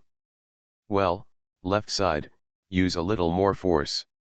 Yi Lin lay on the bedside, squinting his eyes, and did not explain the reason why he was not familiar with everything in Swan Castle. The head of the Swan family once heard that there was a female pirate, and eventually the castle was divided into separate families. "Oh, by the way, that female pirate might be your aunt. But the maids are all I don't know the name of that female pirate, after all, it happened many years ago." After listening to Ruth telling various versions of the story about the maid and the servant in a tone that sounded like entertaining gossip, Yi Lin opened her eyes, with a hint of contemplation in her eyes. "From the wardrobe, I found a piece of clothing that originally belonged to Elizabeth Lin. This is a women's clothing that is easier to move around." After getting dressed, Yi Lin calculated the explosion time of the unstable explosive on her waist, opened the window, and prepared to jump outside. "This is the second floor. Not high." Ruth's eyes widened when she saw Yi Lin's behavior, and she couldn't help but ask, "Wait, my dear, are you changing clothes to go out?" "Yes, what else?" "I thought." Yi Lin slowly asked a question, "What do you think?" "What do you think?" "Hurry up and go out together." "Ah, oh." Ruth subconsciously raised her head and looked at the bright moon in the sky. The London night was filled with a light mist. This beautiful moonlight, an orphan and a widow, in the wilderness, is it so exciting? After struggling for a while, Ruth suppressed the reverie in her heart and said with a slightly trembling tone, "Sister, what posture should I use later? Oh no, what should I wear to go out with you?" "My captain." Yi Lin did not explain. With just a snap, he took out a dark men's tuxedo from somewhere. Ruth stayed completely where she was, feeling that Yi Lin's thoughts seemed to be somewhat different from her imagination. "Wait, my dear captain, where exactly are we going?" "Admiralty of the Admiralty." Ruth was stunned. "What the hum?" Yi Lin looked back at Ruth with a "there's something wrong with you" look. As the fiancée of the governor, I, Elizabeth Lin, visited the governor's mansion at night, Is there any problem? Ruth. 10 minutes later. Yulin took Ruth and the dog and quietly slipped out of Swan Castle. London at night is eerily silent. It seems that in this era, all kinds of nightlife have not yet become popular, which just makes Yulin's next actions convenient. If he was alone, it would be easy to avoid everyone's sight. After all, he was a man who lived in the shadows. But taking Ruth and the dog along, it would be a bit uncomfortable if there were still crowds of people in London at night. After Yulin settled Ruth and Guzi, he came to the governor's mansion alone in the usual way. It is said that the man who holds the highest position in the Royal Navy stays here at night. From a distance, the governor's mansion is gorgeously designed and filled with the fragrance of power. Around the governor's mansion, teams of guards were uniformly patrolling alternately. But without camera coverage, the Navy Guards patrol was useless to Yulin and had no effect. After walking around the governor's mansion, Yulin found several entrances that were enough to sneak in silently. The guard patrol route is not without blind spots. It was already midnight. When Yulin was about to move her feet, her chest trembled slightly. Although there is no death mark on this body, the location of the vibration is exactly the same as before, making Yulin feel very uncomfortable every time it moves. Where's the dog? Before Yulin opened the communication panel, she subconsciously thought that something had happened to Guzi. Unexpectedly, the person who contacted Yulin at this time was Gu Tianqing, who had just been added to the communication list not long ago. When she saw Gu Tianqing's profile picture shaking, Yulin didn't want to pay attention.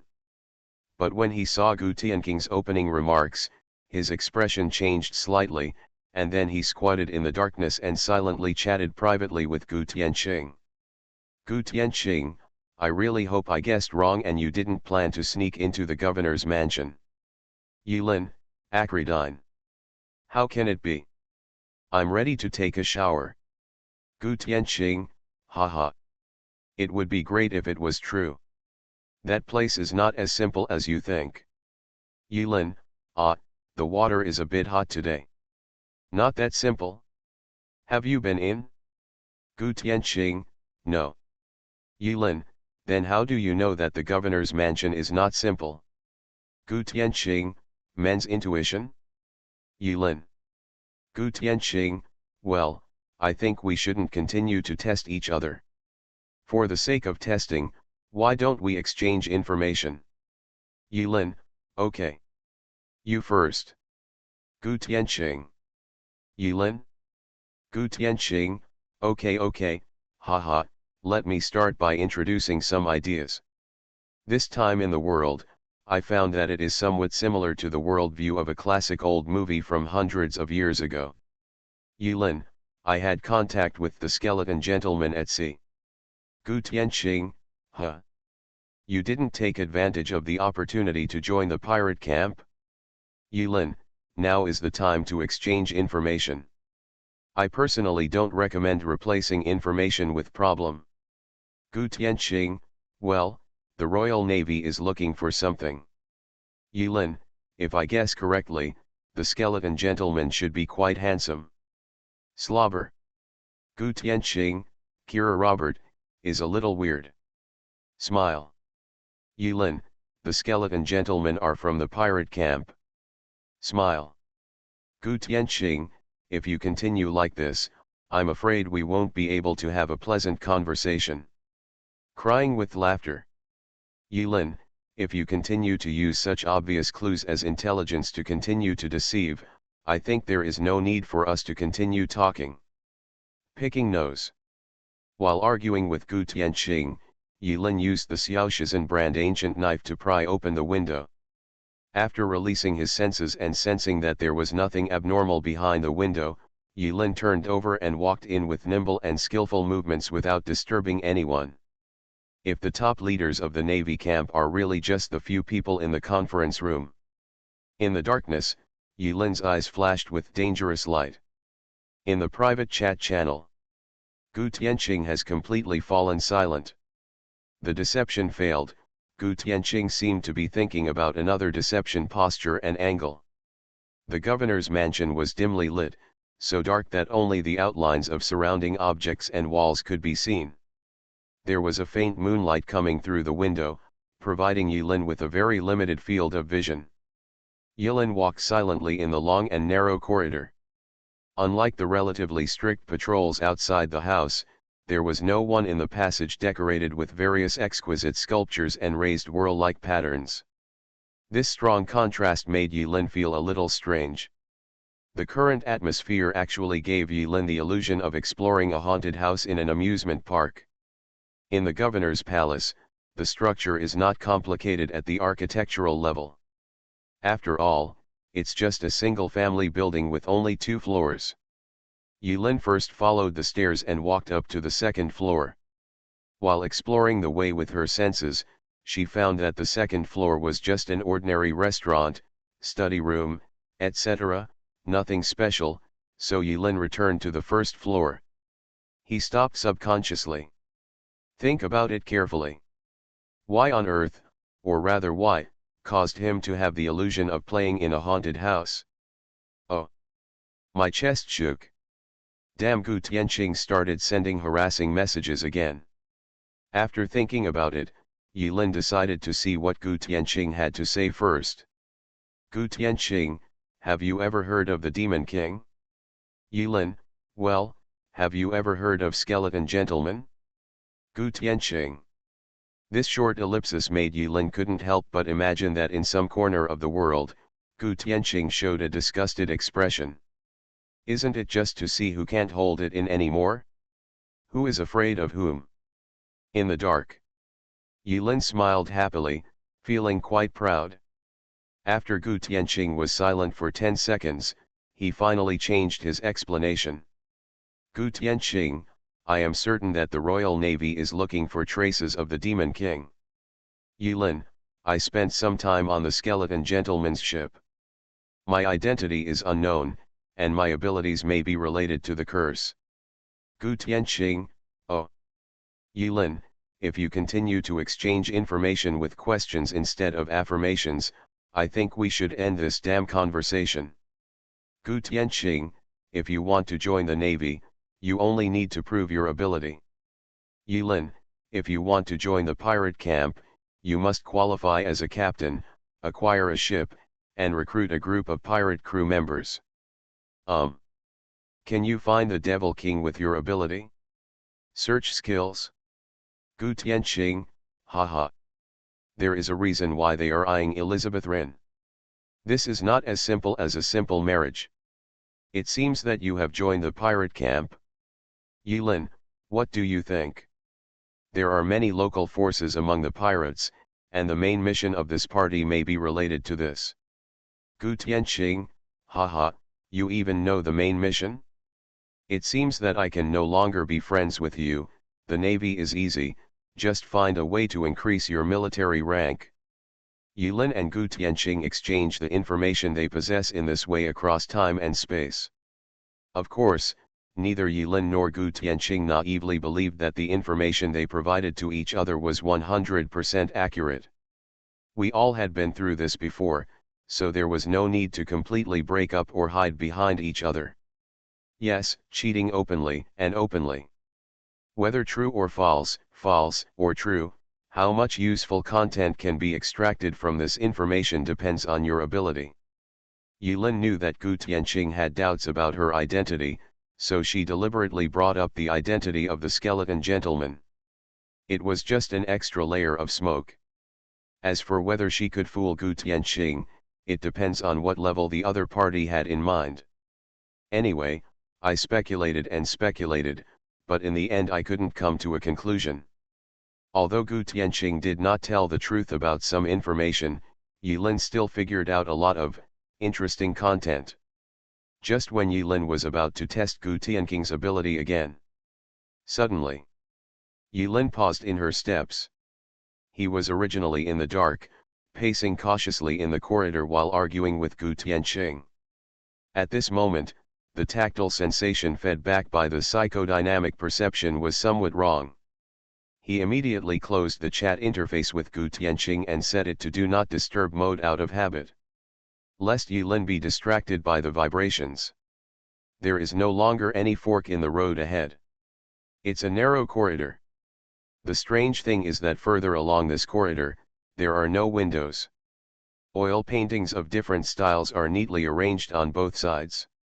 The two walls of the corridor and the ceiling are covered with exquisite reliefs, which are consistent with the style of the entire building and full of luxurious aristocratic atmosphere. At intervals of about 3 meters, empty knight armors were placed on both sides of the passage. This seemed to be a favorite type of decoration among the nobles. A strange thought suddenly occurred to Yilin. Shouldn't these armors suddenly start to click? This is already a cliché plot that was thoroughly played out many years ago. Yilin stopped where he was and observed carefully. Yilin suddenly discovered that the reliefs on the corridor, the ceiling, and the two walls that struck him as strange were more detailed and complex than the decorative reliefs in other parts of the governor's mansion, and the stories were continuous, like a comic strip. It tells of a grand and joyful night banquet, which makes people turn their heads and cannot bear to watch more. Each of the noble faces with strange postures and overlapping faces on the reliefs have lifelike eyes. Okay, observation completed. What made Yilin feel weird was not actually the postures of the nobles in the mural reliefs, nor the three-dimensionally carved eyes. Rather, in Yilin's perception, the empty corridor in front of him seemed to be filled with something, but it could not be identified with the naked eye. At the end of the corridor, there is a dark door. If you don't pay attention, it seems to be integrated with the darkness. Compared with the other luxurious doors of the governor's palace, the black door has an abrupt style and looks out of place. Are you afraid that people won't be able to find the point? If you want to be more hidden, why not just make it a secret door? You have to do this kind of pretentious stunt. Yilin complains secretly. In the dark gallery. Black door. Is this what Gu Tianqing calls weird? The entire interior of the governor's mansion seems to be completely empty and completely defenseless. Or, don't you need to be on guard? Yilin had no expression on his face. He thought for a while, then patted his head and laughed at himself. Staying at sea for too long almost makes me sway stupid. I actually forgot about this trick. After sailing in the vast sea for nearly a month, Yilin habitually thought about the identity of Captain and almost forgot that he was also an apostle with a spirit-enchanted weapon. The next second, Bai Xiaoai appeared behind Yilin silently. In the darkness, Bai Xiaoai's translucent body was almost invisible, blending into the surrounding darkness, leaving only a touch of white. If anyone is timid and sees this scene, he will definitely faint from fear. Master, do you still remember Bai Xiaoai who was by the shadow village in Gawu Mountain? Bai Xiaoai stared at Yilin in mid-air with a resentful and ghostly look. It seemed that Yilin was extremely dissatisfied with Yilin for not letting her out for air for so long. Xiaobai, go. Yilin ignored Bai Xiaoai's resentful expression. If she had put on Nai Hongxiu to pose like this, Yilin might still feel a certain amount of pressure. Noob. Just forget it. In an instant, Yilin switched her vision to Bai Xiaoai. It has already been mentioned that the vision of spirit is different from that of human beings. In the definition of the tower, the spirit and the apostle are completely different life forms, if the spirit can be regarded as a kind of life form. The ancients once said, remember to look at the world from different angles. The ancients said, if you still can't see the difference, then change your posture.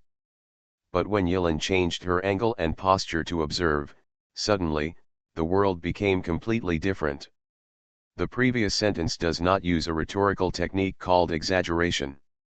In fact, at this moment, Yilin did find that his original guess about the worldview of this Caribbean world completely collapsed, leaving not even a scrap left. There was no precaution at all, so sudden and unprepared. In the corridor, within the sight of the spirit, countless red lines are densely packed and crisscrossed, completely covering the corridor, leaving not much space left.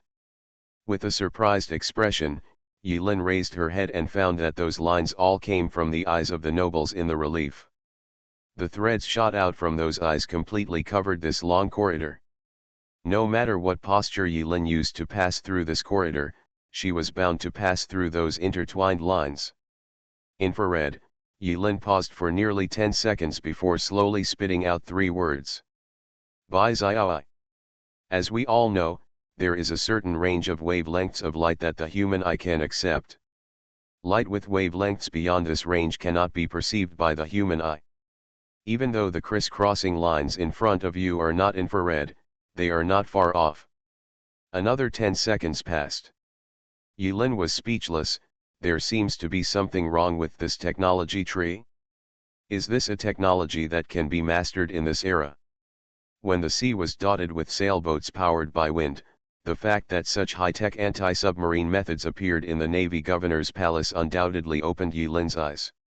No wonder Yilin feels that her worldview has completely collapsed.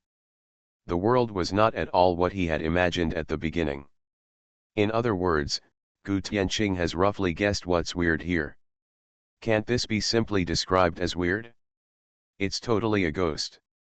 It only took Yilin less than 30 seconds to re-establish a new worldview and accept the monstrous setting in front of her. Thanks to being unable to sleep in the middle of the night, I took a walk around the governor's mansion. Otherwise, if the Navy camp suddenly used a rocket launcher to shoot their own ships, it would be really shocking without being mentally prepared. Caught off guard. As a senior and reborn professional apostle, no matter how shocking the situation is, I will not be shocked. Unless you really can't help it. Something is wrong with the world. After Yilin accepted the setting, she felt instantly comfortable and no longer bothered with the technology tree that was twisted into a spiral. How to get there? Following like a shadow only reduces the sense of presence, but under the infrared induction, it is also invisible and cannot slip by silently. After Yilin discovered that there was an infrared sensor device in this corridor, she conducted an even more thorough sensory inspection to see if there were any hidden cameras. From now on, Yilin will no longer treat this world as a world with backward technology, but as a world of ghosts and beasts. There's no camera. In other words, is the infrared sensor enough to deal with all infiltrators? Haha, that's right. Yilin saw that there was no gap in the intertwined infrared network, and she did not intend to force her way through. She continued to use Bai Xiaoi's vision to let Bai Xiaoi float in the corridor, all the way to the end. In front of the black door. And through Bai Xiaoi's vision, Yilin finally saw the true face of the door. Another surprise, hee. This is indeed a door. It's just an elevator door with a digital code lock, nothing else special. The author has never put any thought into running anything. I am too busy with work and have no time. It is the end of the month. Please take pity on Xiaobai who is getting bald and haggard. Please vote. Infinity Throne. Author, Bai Xueshi. Chapter 208. Under the password lock, there are no conventional elevator door opening and closing buttons, up and down arrows, and door opening and closing buttons. Just a weird button. The mysterious bee. Yilin remotely commanded Bai Xiaoi to observe by the elevator door, making 3 circles to the left and 3 to the right. The password lock is a classic 9-square grid structure, with numbers from 1 to 9. Without knowing the password, you will never be able to enter the elevator by guessing. If you have skills similar to orals that specialize in this, that's another matter. Or maybe, a miracle can happen with great force? Elevator. Yilin pondered for a moment. From the outside, the building appears to have only 2 floors. When the King of Heaven comes, he will also have 2 levels. The technology in this world is never so exaggerated as to be able to use an elevator to reach subspace. In other words, under. Yilin lowered his head and looked at the soles of his feet. He had already explored the 2nd floor of the governor's mansion. After opening the map, he found nothing special. Moreover, Yulin roughly filtered the structural diagram of the governor's mansion in his mind. Directly above the elevator, on the second floor, there seemed to be a golden-laid toilet.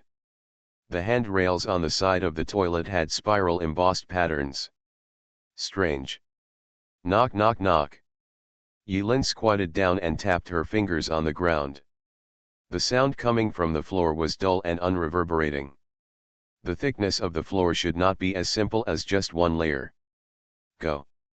Yulin pointed at Bai Xiaoai, who immediately pouted and dived into the ground unwillingly. Bai Xiaoai's spiritual body passed through the ground silently and entered the elevator passage. The strange elevator in this governor's mansion is just a very old steel cable lifting structure. If there is a magnetic levitation lifting elevator or other energy-driven form, Yulin may really have to refresh his worldview again. It is still within the acceptable range. In the elevator passage, the vision was pitch black, bottomless, and no one knew where it was leading. Yulin didn't hesitate and let Bai Xiaoai float down the empty elevator passage as fast as possible. In the dark passage, except for the steel cable of the elevator, there is nothing special, and there is no other obvious exit. Obviously, this elevator is specially designed to lead to somewhere underground. As Bai Xiaoai went deeper, sweat began to form on Yulin's forehead. That is a physiological phenomenon caused by the rapid consumption of spiritual energy. But in the elevator passage, Bai Xiaoai still didn't float to the end. As Bai Xiaoai moved away, Yulin felt a faint tingling between her eyebrows, and gradually felt the existence of limit. Suddenly, in Bai Xiaoai's field of vision, a brilliant white light suddenly lit up, which stung Bai Xiaoai's eyes and Yulin's eyes. Swish! In less than a second, Yulin's eyes turned dark again. He lost contact with Bai Xiaoai's vision. Yulin rubbed his painful eyebrows. The experience at the elevator door actually caused Yulin to consume more than half of his spiritual energy. It was only a short step away from being able to glimpse the secret of somewhere that the elevator led to, which made Yulin quite unhappy. Moreover, this is still with the addition of abundant buff. Without this buff, you might not even be able to see the light. Call. Yulin took a long breath. The spiritual energy value has been so low that it can't even fire a single shot of disaster haunting. For spiritual apostles, before there is enough physical power to rely on, spiritual energy value can be said to be as important as health value. After thinking for a moment, Yulin took out a bottle of water from the storage space. This was a bottle of water that even in the vast sea, when fresh water resources were extremely scarce, Yulin almost died of thirst and was unwilling to drink it. Magic water. Grade rare. Effect: after drinking a whole bottle of magic water and sitting still for 30 seconds, the psychic energy value will be restored to full value.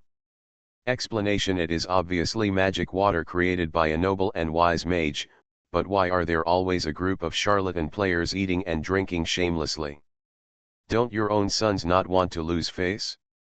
Number of uses, 1/1. Although it is only a rare item, its effect is only to restore spiritual energy, and it has a restriction of sitting still for 30 seconds, but it is very suitable for use in this situation. It's not a precious item in the first place. Yulin just doesn't want to use it as ordinary thirst-quenching water.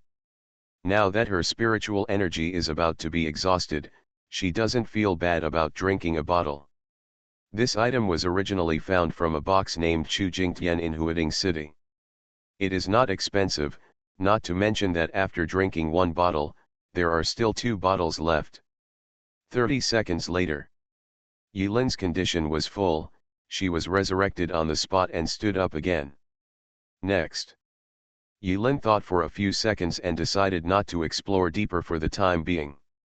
If a mind needle is used to forcibly stimulate the brain, Bai Xiaoai may be able to forcefully reach a place hidden underground.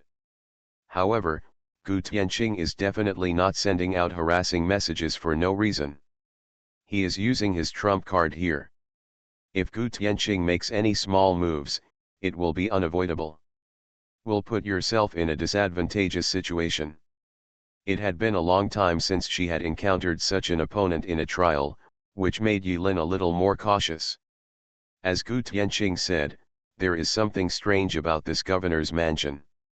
Not only the governor's mansion, but since the infrared sensor and the elevator with password lock appeared in front of Yulin, the whole world suddenly became weird. Sure enough, the trial in the other world was not as easy and enjoyable as imagined. Demon King. Yulin was suddenly full of curiosity about this existence that ran through the main lines of both camps. While thinking, Yulin took out an explosive bead from her waist that was about to reach the timing limit.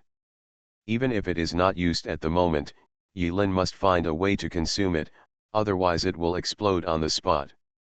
At the same time, Yulin took out a brand new explosive bead from the storage space, activated the unstable explosive skill, and rolled ordinary beads into explosive balls. At this time, Bai Xiaoai had returned to Yulin. He was full of curiosity about Yulin's actions. Switching her gaze back to Bai Xiaoai, Yulin quietly placed the two explosive beads in a suitable place, and then left the place silently. It's like it never happened. Under the shadow-like effect, Yulin once again easily passed through the patrolling guards outside the governor's mansion, and used the fastest speed to get away from the governor's mansion. Yulin is like a ghost, walking through the dark London. There was a light mist filling the streets. In a corner of London, thick chimneys stand side by side. The exhaust gases from coal burning are discharged from the chimneys into the night sky. Yulin lurked in the darkness of the alley, waiting quietly. By the way, he sent a message to Emperor Wang Tian. Of course, Yulin knew that Wang Tian's reply would always be the same word without reading it. Anyway, I can't understand it. As long as Gozu received it, the reply or whatever is not important at all. Yulin took out her pocket watch and stared at the hands on the pocket watch with an expressionless face. Tick-tock, tick-tock, tick-tock. In the dark night, it seemed that only the sound of the clock, Yulin's breathing and heartbeat were left. 10 minutes later. Click. For the first time on a clock, the hands and minute hands coincide. Just on time, a loud noise suddenly came from the direction of the governor's palace, instantly breaking the silence of the night. Boom. Yulin smiled slightly, closed her pocket watch, and walked out of the alley in a swagger. I want to see if I can explode some surprises. Ta-ta-ta, ta-ta-ta, ta-ta-ta-ta. Waves of messy footsteps crisscross the streets and alleys of the city. London is heavily guarded. After all, it is a city where many nobles live. The lives of nobles are 100 times more precious than the lives of pirates. Shortly after the news of the explosion was reported from the governor's palace, the silent streets of London suddenly became active at night. On both sides of the street, the lights that had long been extinguished lit up one after another, as if awakened by the sound of explosions. A few minutes later, London was awakened from its slumber again. Londoners poked their heads out of their windows and lit lights to see what was happening that disturbed London's tranquility that night. Group after group of panic-looking guards quickly gathered towards the governor's mansion. No matter where they were bombed, they might not be so efficient, but the governor's mansion was bombed. This was a big deal that would lead to a loss of heads. It was no small matter. Looking up, in the direction of the governor's mansion, a thick black smoke was rising from that gorgeous-looking building. Stop. As expected, a group of guards discovered Yulin wandering on the street. They loaded their guns and quickly surrounded Yulin with neat movements. Be bold. Yulin's expression turned cold, and she pointed at the noses of the guards and cursed, I am the fiancée of the governor, Elizabeth Lin Swan, and you actually pointed a gun at me? Don't you want to get paid? Don't want to be promoted? Are you done? Don't you want to reach the top of your life? Hiss. In general, Lord Governor's legendary unruly fiancée who ran away from home before marrying. This term came to all the guards' minds at the same time. Elizabeth Lin's 3 consecutive questions about her new philosophy caused the surrounding guards to take a breath of cold mist. 1 minute later. Yulin is wearing a vest, and this face is indeed difficult to copy. After all, during the disappearance of Elizabeth Lin, all the Royal Navy received orders to find the governor's fiancée. No one would feel unfamiliar with this face. After smuggling into the guard team through facial recognition, Yulin followed a small team of guards all the way back to the governor's palace. The heavily guarded governor's mansion has long been surrounded by well-equipped troops. It is airtight from front to back, inside and outside. Looking from afar, the corner where the smoke was billowing was even more densely surrounded. With Elizabeth Lin's height, it was impossible to see what was going on inside. Both civilians and nobles were isolated. Although Yulin traveled lightly, she did not deliberately hide her identity. A woman was very conspicuous among the neatly dressed Navy soldiers. Soon many guards discovered Elizabeth. Rin's presence lowered his head and whispered, "You came just in time." The navigator from the east, Amakusa's hero, also known as Tanitanharu, came from the side and looked at Yulin in the navy with a half-smile. Yulin slowly typed a question mark. Gu Tianqing added, "It has only been 6 minutes and 40 seconds since the explosion at the governor's palace, and you were able to come here from Swan Castle. I have to say, beautiful Ms. Elizabeth, you really care about your fiancé." Yulin smiled and said, "I came from the street over there. If you don't believe me, you can ask the guard who brought me here." And after a pause, Yulin said with a smile in a matter-of-fact tone, "It is not a gentleman's behavior to inquire about a lady's secrets." Gu Tianqing. Suddenly. Right now. There was one who was covered in blood and had a mark on his face that looked like a flesh ball left by some animal. He squeezed in panic and said, "Oh no, no no." A suspicious person appeared on Victoria Avenue. He is suspected to be wanted pirate, skeleton gentleman. He brought a dog with him. A dog. Dog. Dog. I don't know what this poor Marine has been through, but the word dog at the end actually shouted out a broken sound that filled everyone with a sense of empathy. Say it. After the Navy soldier, who was covered in blood, said those words in a broken voice, he rolled his eyes, spurted a mouthful of blood from his mouth, fell to the ground, and never got up again.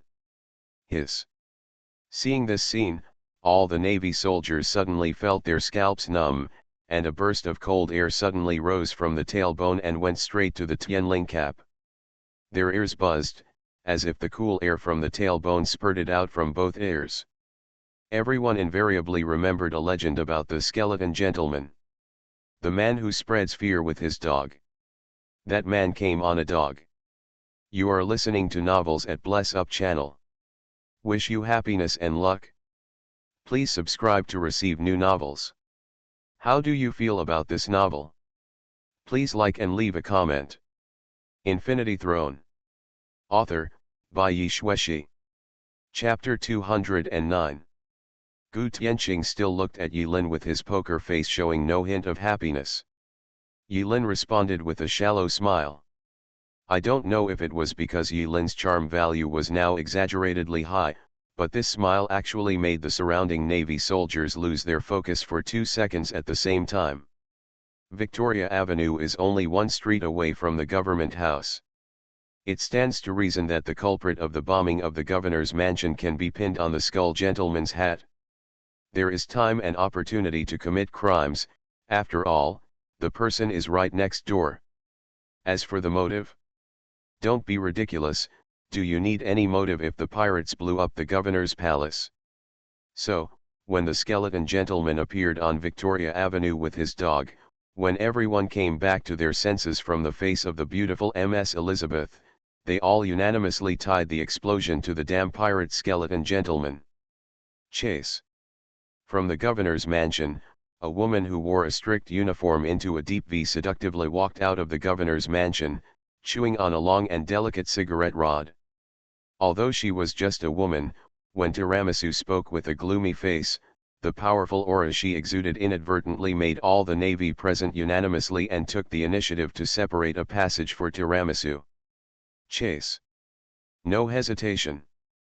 When Admiral Tiramisu, the highest-ranking person under the governor in the entire naval organization, spoke, the Navy did not dare to neglect, took steps forward, and soon separated into small groups, like a converging group of people. The traffic flowed towards Victoria Avenue in an orderly manner. From here, it can be seen that the Royal Navy is well trained and can completely throw away the chaotic pirates by half the Caribbean Sea. Yulin and Gu Tianqing stopped flirting and silently followed the crowd to Victoria Avenue, which is located next to the governor's palace. It was late at night. On the blue Blackstone Road, the tracks of wheel marks were clearly distinguishable, and they were vaguely slippery with mist, and there was also a faint smell of decaying vegetation between the stones. There were no pedestrians on the road. After all, ordinary citizens would not choose to wander on such a quiet road at night. More often, you may choose a deep and quiet corner to pursue the happiness that cannot be told to outsiders. Both sides of the street. Many civilians who were sleepless late at night stuck their heads out of the windows and watched everything happening on Victoria Avenue. Ta-ta-ta-ta-ta. The chaotic rhythmic footsteps of the Navy soldiers broke the silence. Nobody. No. Suddenly. Everyone looked at the end of Victoria Avenue in unison. At the end of the road, there was a figure shrouded in darkness, with an elegant and calm posture, and a bit of a sissy, but it didn't matter. He was staring at all the Navy across an empty Victoria Avenue. It's him. I recognize his reward order. It's the skeleton gentleman. In the crowd. I don't know which Navy soldier was very cooperative. His voice was broken with fear, and there was a hint of firmness in his voice. His voice was so emotional that Yilin couldn't help but silently give a thumbs up and secretly like it. After hearing these words, all the Navy soldiers subconsciously tightened their guns in their hands, seeking that little sense of security. Ever since that day, when Lieutenant General Pope returned from the sea in a state of despair, with a pale face and blood at the corners of his mouth, various versions of the legend about that man have been circulating in the Navy. But no matter what version it is, Lieutenant General Pope's defeat has become the talk of the entire naval camp, and Lieutenant General Pope Benbow has also become a pitiful existence that everyone can whip. This does not mean that the Navy cannot be defeated, but a defeat as bizarre and outrageous as that of Lieutenant General Pope can definitely be included in the textbooks and become a classic case like the Battle of Shipwreck Bay. Lieutenant General Pope is also likely to lose his hope of promotion because of this scandalous incident. Unless, no one can be promoted to the Navy. In short, the moment the legendary and strange pirate actually appeared in front of him, it actually triggered a series of panic in the Navy. This made Yilin, who was hiding aside, a little confused. Is this the result of the rumors not stopping? Even he himself didn't quite understand that the name Skeleton Gentleman was so intimidating. Gu Tianqing was also among the crowd. There was a rare hint of confusion on his usual poker face. At this time, Tiramisu blew out a strange-shaped smoke ring. I wonder if the flexibility of the tongue is different from ordinary people. Pretend to be a ghost. Tiramisu finished smoking the cigarette, then smiled coldly, and stepped out of the Navy with shaking waves. How could a damn pirate scare you like this? You are all useless trash. After finishing speaking, the long and narrow cigarette rod in Tiramisu's hand trembled violently, and exquisite and complex lines appeared on it without warning. Those lines seemed to turn on some switch. When the lines appeared, the entire cigarette rod was lit up by the lines. Shrouded in light blue light, it is full of epoch-making technology. Yilin. Gu Tianqing. Seeing this, the two of them raised a question mark at the same time, very quickly. This style of painting seems wrong again. Ka. The next second, in the light of blue lines, Admiral Tiramisu's exquisite cigarette rod, like a decomposed building block, made a crisp sound of gears and instruments grinding together, and then in Yilin with Gu Tianking's surprised eyes, the delicate parts that had been disassembled piece by piece were reassembled in Tiramisu's hands and transformed into a golden, sniper rifle. It turned out to be a sniper rifle. And it's the kind with an 8-fold magnifying glass. This sudden change caused Yilin's expression to change slightly, but she quickly reacted. After all, the governor's mansion even has infrared sensors and elevators, and now it makes sense that a cigarette rod that turns into a sniper rifle appears in Tiramisu's hand. It makes sense, it makes sense. It's completely inconsistent with the technology tree level of this world, okay. Yilin thought of the backward wind-powered sailboat. The technology tree was obviously a little crooked, right? This smooth and seamless weapon deformation technology has not yet been fully developed even in the real world. This unscientific. It appears. In the Navy. Everyone was in high spirits, and the depression caused by the appearance of the skeleton gentleman was wiped away.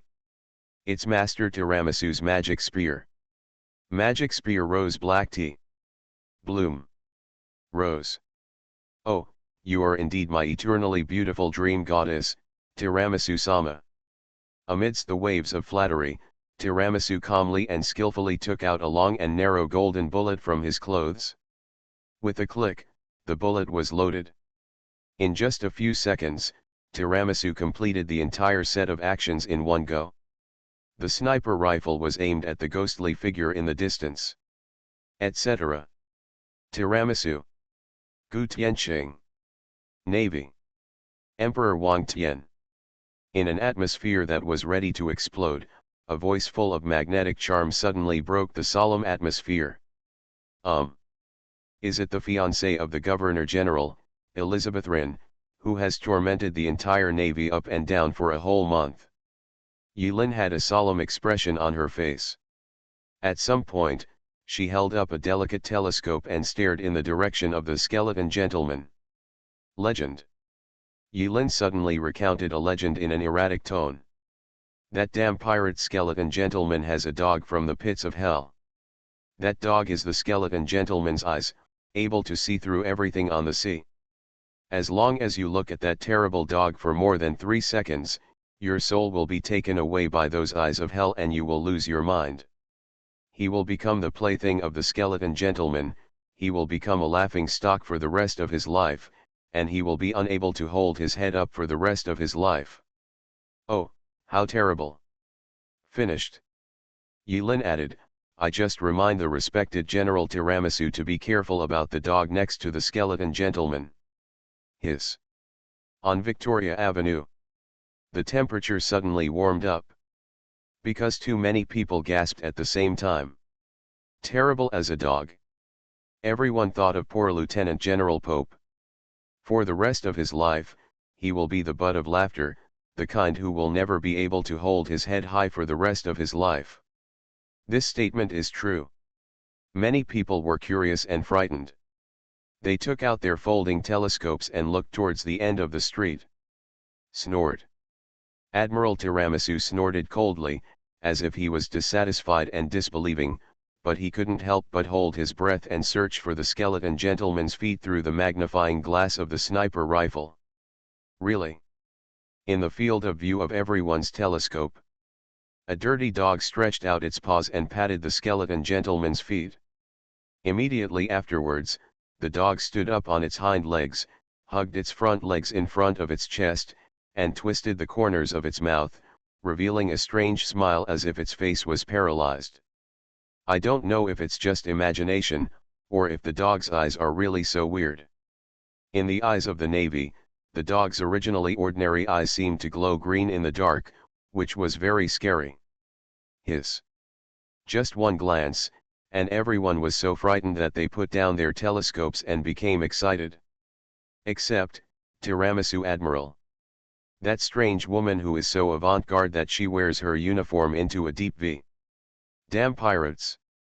Tiramisu only glanced at it and immediately looked away from Guza to avoid ending up with the same tragic end as Lieutenant General Pope. Tiramisu's hands holding the gun didn't even waver at all, they were as steady as ever. She really didn't believe it, but just in case, she tried hard not to notice the strange dog at the feet of the skeleton gentleman. 1 second later, Tiramisu pulled the trigger sharply. Boom! The clear sound of gunfire rang through the night sky, tearing through the fog, and the golden bullet was aimed directly at the middle of the skeleton gentleman's legs. Tiramisu smiled coldly. Is tiramisu, which really lets me shoot people and shoot eggs, deserve its reputation? Do you really think I haven't seen a scene where chickens and eggs are beaten? So what if it comes from a dog from hell? Isn't it okay if you don't look at those eyes? While sneering, Tiramisu took out another bullet from the gully in his clothes. Following her usual routine, she would first shoot between the legs to cut off the other party's escape route, and then shoot off both legs. When the time came, whether to kill or interrogate, she would do everything according to her heart, with plenty of room for choice. It has already been written in the textbooks that damn pirates should be treated in the most cruel way. Kill. Kaka. The second bullet was loaded again. Ding. This is the sound of the first bullet casing hitting the ground. The second shot, huh? Suddenly, Tiramisu's eyes widened. I thought that under the magnification of the high-power lens, the skeletal gentleman who was supposed to be squatting on the ground with his crotch tightly covered and groaning, actually seemed to be intact, waving his hand gracefully in this direction, and then slowly blended into the night with the dog beside him. Middle. This unscientific. Infinity Throne. Author, by Yi Shueshi. Chapter 210. The skeleton gentleman waved his hand towards everyone from a distance. Like a farewell between lovers, it means a lot. How can it be unscientific? Tiramisu's hands holding the sniper rifle trembled slightly. She was certain that she could definitely aim accurately. After all, she was very experienced and could never aim at the wrong position. There is absolutely no reason and there should be no reason. After a moment of astonishment, Tiramisu exploded with anger. He threw away everything in his mind and shot the second bullet without saying a word. Boom! Another golden bullet shot out. Laugh! Beside the skeleton gentleman, a piece of gravel suddenly splashed on the floor, which was a sign that the bullet had missed. The third one. Boom! The fourth one. Boom! No one knows why the deep V of Tiramisu can hide so many sharp sniper bullets. But all the Navy watched helplessly as Admiral Tiramisu, whom they thought had a perfect shot, took out bullets one after another from his clothes like a shrew, loaded and fired frantically, and seemed to show no signs of stopping. Ding ding ding ding. Hollow bullet casings fell to the ground one after another. He's gone. Yulin kept holding the binoculars and looking at the end of the street until there was no more people or dogs at that end of Victoria Avenue, then she put down the binoculars and said slowly. Tiramisu. Tiramisu deserves to be at the level of an admiral. Such a strange thing happened to him, but he quickly calmed down. Seeing that the legendary pirate skeleton gentleman who mastered black magic completely disappeared from everyone's sight, Tiramisu slowly put down his gun, with a dark face and a somewhat ferocious expression, but still quite good. Pretty. Gu Tianqing would cast her gaze behind Elizabeth Lin from time to time, thoughtfully. Search. Tiramisu shook the sniper rifle in his hand with an expressionless expression. Amid a burst of brilliance and the sound of gears grinding together, the exquisite and domineering golden sniper rifle transformed into a long and narrow cigarette rod. It was very magical. Although Yilin was very interested in the deformable high-tech sniper rifle in Tiramisu's hand, it was hard to do anything bad in public, so she could only resolutely suppress the idea and wait until there was a chance. After quietly sending a series of messages to Wang Tiandi, without waiting for Guz's reply, Yilin followed the Navy team and searched Victoria Avenue thoroughly. Without any surprise, Tiramisu walked directly to where the skeleton gentleman was standing not long ago. Several bullet holes were left on the ground, and the terrifyingly powerful sniper bullets were already deeply embedded in the stone slabs, making it difficult to pull them out. All the Navy were on tenterhooks, and under the command of Tiramisu, they spread out around Victoria Avenue and conducted a thorough search. Tonight, I am destined to be sleepless all night. When Yulin returned to Swan Castle, a hint of fishbelly white had already lit up on the horizon. Regarding Elizabeth Rin's departure, Tiramisu didn't even ask more questions, because all her attention was on searching for that damn pirate. As for where the governor's fiancé wanted to go, Tiramisu didn't even ask. Do not care. Before Yulin left, Gu Tianqing just smiled slightly and whispered, "Beautiful lady, please pay attention to your safety," and then said nothing else. This made Yulin even more wary of Gu Tianqing. Gu Tianqing seems to be a more sinister character than Yulin imagined. Doubt it? Yulin can confirm that even if something like this happens tonight, Gu Tianqing will still be suspicious of Yulin. After all, no apostle who has reached this level is really weak, there will always be something superior. Haha, it's getting more and more interesting. Yulin suppressed the sudden excitement in her heart, then opened the door and quietly slipped into the room, locking the door with her backhand. And in the girl's boudoir, Ruth was about to take off her skeleton gentleman outfit and put on a black and white maid uniform. Seeing Yulin sneaking in and locking the door, Ruth immediately wrapped her around, her face flushed. Acridine. Rin. Tonight is so exciting. The dog lay on the side and yawned lazily. You are not afraid? Yulin looked at Ruth, who looked a little strange, and took a look at Ruth. The skeleton gentleman's full set of Krypton gold appearance equipment was turned into a card in the blink of an eye. When Ruth realized that she was instantly stripped down to her underwear, Yulin Rin has put the skeleton gentleman appearance set into the storage space. Rin, how can you be so skilled in this technique? Ruth subconsciously covered the upper part tightly, thought for a moment, then covered the lower part tightly, thought for a moment, then simply opened her arms and struck a pose, showing her charming figure in front of Yulin. Get your clothes on quickly. Yulin's eyes twitched slightly, reminding her seriously. Ruth now knew very well that once Yulin spoke in this tone, it was not a good time to joke, so she also dressed like a maid. While Ruth didn't move her hands or feet, Yulin sat on the bed and thought about everything that happened tonight. The mysterious governor, the governor's palace, infrared sensors, coded elevators, the secrets under the governor's palace, the deal with Calypso, the Demon King, Tiramisu's weird weapons, and the strange technology tree.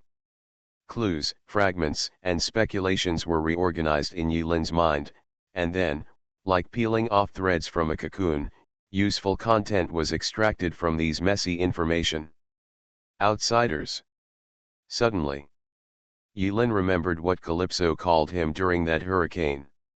That's right, Ruth. Need a massage, my captain? Ruth immediately changed her tone from maid to dedicated masseuse. Good. So, the two of them got into positions and started buffing. After all, buff status is really important. Bedside. The dog curled his lips and stretched out his paws to cover his eyes. Are you comfortable, my captain? My dear captain, when will you blow up the governor's palace again? When Ruth thought about tonight's experience, she couldn't help but feel a little excited. Massage completed. Yulin looked at the new buff on the Apostles panel and felt refreshed. He knocked on the floor in front of Gozu. Gozu raised his eyelids with a somewhat unhappy expression, as if he was protesting Yulin for disturbing Master Go's eyes closed. Next, according to the normal development, the Navy will definitely search the whole city vigorously for the skeleton gentleman in the past few days. Well, there is also a dog. Emperor Wang Tian, wow. Gozu said he understood. Yulin continued, since that guy is a senior advisor to the Navy, we must be on guard against him coming up with any bad ideas for the Navy, such as, searching Swan Castle or something like that. So, you who have been exposed, this never be exposed to anyone for several days. Although everyone in Swan Castle knew that Elizabeth Lynn had brought a dog back, every noble lady in London seemed to have the habit of raising some kind of pet to enhance her status. For Yi Lin, not a big problem. Without evidence, it's not a car. Moreover, what the Navy wants to find more than a dog is a skeleton gentleman. Regarding tonight's matter, Yi Lin originally wanted to see if there was a chance in the chaos to force the mysterious governor out, to divert the tiger away from the mountain, and then return to the governor's palace and go under the elevator to find out. As for the sniper rifle that was beyond the scope of this world's technology, it was beyond Yi Lin's surprise, making things even weirder. From the beginning, Yi Lin prepared a bullet deflection for Guzi in advance to prevent Ruth from being surrounded by the Navy, so that Guzi could shoot bullet deflection on Ruth at the critical moment. Prevent Ruth from being killed by Navy bullets. Although the development of things was quite different from Yi Lin's original idea, Yi Lin also discovered more weird things in this plot mode. Overall, there are gains and losses. Yi Lin thought of the deal with Calypso again. In the curse column of the captain's panel, there was an additional item, Calypso's gaze, which made Yi Lin feel something was wrong. If Calypso fails to complete Calypso's commission as agreed, there may be some terrible consequences. Of course, Yi Lin was not afraid, it was just a curse after all. It's just that Yi Lin doesn't know how powerful Calypso, who calls himself Poseidon, is. Omniscient. Omnipotent. Yi Lin smiled slightly. If you are so awesome, why would you entrust that matter to an ordinary human being? Outsiders? Huh. In deep thought, Yi Lin, who had been busy all night, also felt a little sleepy, so she lay down directly on the bed and gradually fell asleep. The next day. 3 poles in the sun. Yi Lin dressed up and came to the governor's mansion in an upright manner once again. After the explosion last night, the defense force of the governor's mansion has been strengthened by several levels. There are layers of guards, 3 circles inside and 3 outside, surrounding the entire governor's mansion, almost impenetrable. Yi Lin stood there and made a rough estimate for a while. Even if following as a shadow was turned on, with this level of defense, it was absolutely impossible to sneak in without being discovered. This can no longer be called a patrol. It is simply stationed here with heavy troops, leaving no gaps. Yi Lin raised her head, looking at the roof of the governor's palace. Unless, from above. Yi Lin revealed her identity, but was still blocked from the surrounding net. The governor has ordered that from now on, no one will be received, not even the fiancé of the respected governor. The leader of the team apologetically rejected Yi Lin's request to see the governor. The more the governor was protected, the more Yi Lin felt that there was something fishy in it. It's just that under the current situation, it's not easy for Yi Lin to break through, so she can only give up for now. Furthermore, he came to the governor's mansion for a stroll, just to take a look. He didn't really have to meet his fiancée through normal means. In the communication panel. After Yi Lin cancelled the Do Not Disturb request for Gu Tianqing, neither of them took the initiative to initiate a private chat. They became strangely silent and fell into a delicate state. The smoke bomb is enough. If we continue it, it will seem too deliberate. Yi Lin quickly twisted her waist and left the governor's mansion. The whole of London was immersed in a tense atmosphere. The streets are covered with wanted posters for skeleton gentlemen. The wanted poster shows a man wearing an elegant tuxedo, a skull gentleman's hat, and a smiley face mask on his face. There is also a ferocious-looking dog with its fangs exposed. The reward above is £100,000. For a damn pirate, this is undoubtedly a sky-high reward. But when Yi Lin saw this reward order that was remade overnight, she almost couldn't hold back her laughter. The image of the dog on the wanted poster is as scary as possible. It looks like a creature from hell. Even the background of the dog uses an abstract technique, using black ink to paint a large black shadow. It adds a bit of eerie and mysterious atmosphere to the dog. According to the image of this wanted poster, it would be a ghost to find that stupid dog. Yilin suppressed her laughter and left the place silently. Nothing to say for a day. Until, late at night. In London. The fog is thick. The moon is dark and the wind is cool. In Swan Castle, two women in disguise sneaked out. Straight to the slums. In order to reduce unnecessary trouble, Yilin and Ruth simply disguised themselves and looked less conspicuous, walking through the narrow alleys. Corruption, oil, moss. Crawling cockroaches, happily jumping mice, crisscrossing ditches, completely untreated sewage, exuding a stench in the sewers. There is a smell of poverty everywhere, and it is as clear as a world of difference compared to the luxurious urban areas. In the slums, there is not even a single guard. It seems that this is a dirty corner of London that even the royal guards are unwilling to visit. This is obviously a good place to hide people, why don't you search it on the street? When Yilin saw it, he immediately felt a little funny. Ruth shrugged helplessly, who knows, maybe those guys think that the elegant captain is not happy to hide in such a ghost place. Yilin was speechless. In his opinion, it was more likely that Tiramisu issued a city-wide search order from above, but the guards below knew clearly that there was such a place in London, but they were unwilling to come because it was too dirty and messy. Searching here, pretending to be diligent, shedding sweat and tears on the streets of London, typical bureaucratic style. Can the leaders who work in the slum see it? It's useless. It's better to sweat on the street under the scorching sun and still get appreciation from the upper class. Yilin quickly understood the secret. In addition to cockroaches and rats, the narrow alleys were also filled with stinky poor people.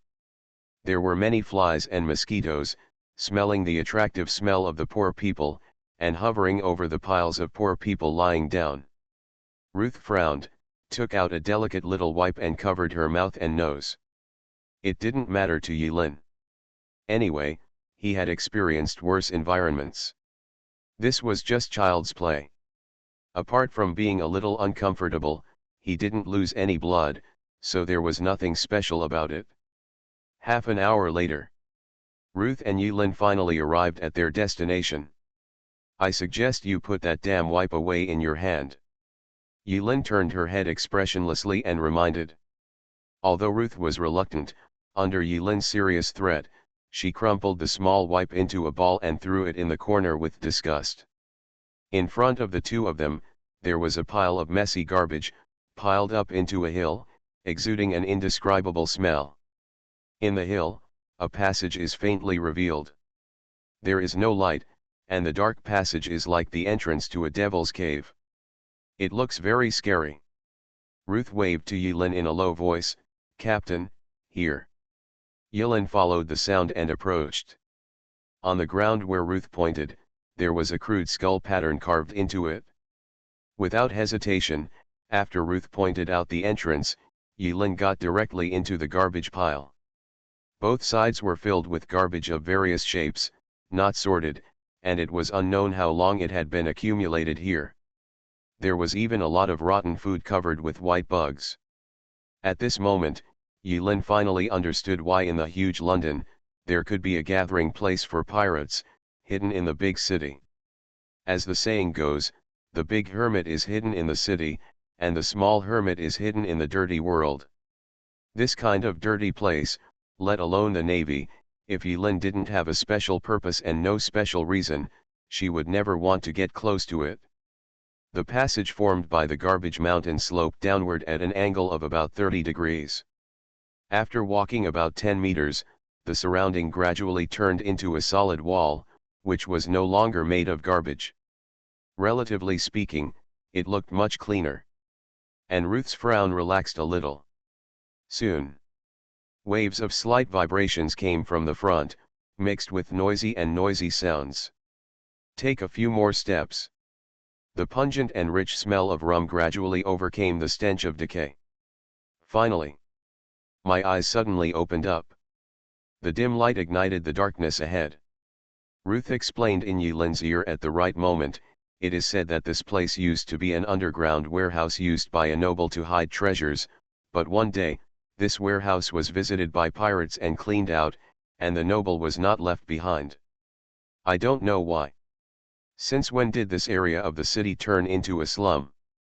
At the end of the light, there are two broken wooden doors that are in vain, as if they will fall down with a light tap. Yilin reached out and pushed. Snapped. The door actually smashed down, lying in front of Yilin, like a porridge. "No, this is simply frivolous. Hey, damn pirate, you dare to break the gate of gilded mire, pay for it." A dirty little hand stretched out from the darkness, and at the same time, from behind the door panel, a face covered with dirt came forward with a smile. While asking for money, the dirty kid seemed to be looking at Yilin and Ruth, with a little doubt in his bright eyes. Before Yilin could speak, Ruth was already angry, pointing at the dirty child's nose and yelling, "Damn it, I was just here yesterday, and you didn't even fix this damn door." The dirty kid pulled out a small wooden sign from his back as if by magic. There are a few words written on it. "Damn pirates, welcome. Wooden doors are expensive, please pay for the damage according to the price. If you don't pay compensation, please be careful about the rum, it may be poisonous. Poison to death is a worthy death." Yilin. Ruth. This is a naked threat. And extortion. Yilin was curious, "Did you pay for it yesterday?"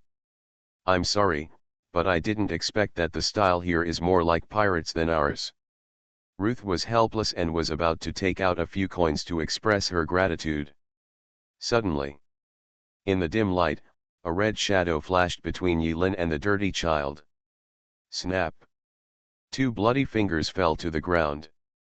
Those two fingers seemed not to notice that they had been cut off, and they were still twisting slightly. The dirty kid looked shocked. Yilin smiled slightly. After cutting off two of the child's fingers, he took out a brand new gold coin and pressed it into the palm of the broken finger. In the blink of an eye, the gold coin was covered with blood. "These two fingers are to give you a piece of advice. Some people can't be touched casually. This gold coin is your compensation." After leaving 3 words, Yilin dragged the stunned Ruth into the underground tavern. "Go away and don't appear in front of the pirates again." The dirty kid stared blankly at the bloody gold coins in his palms.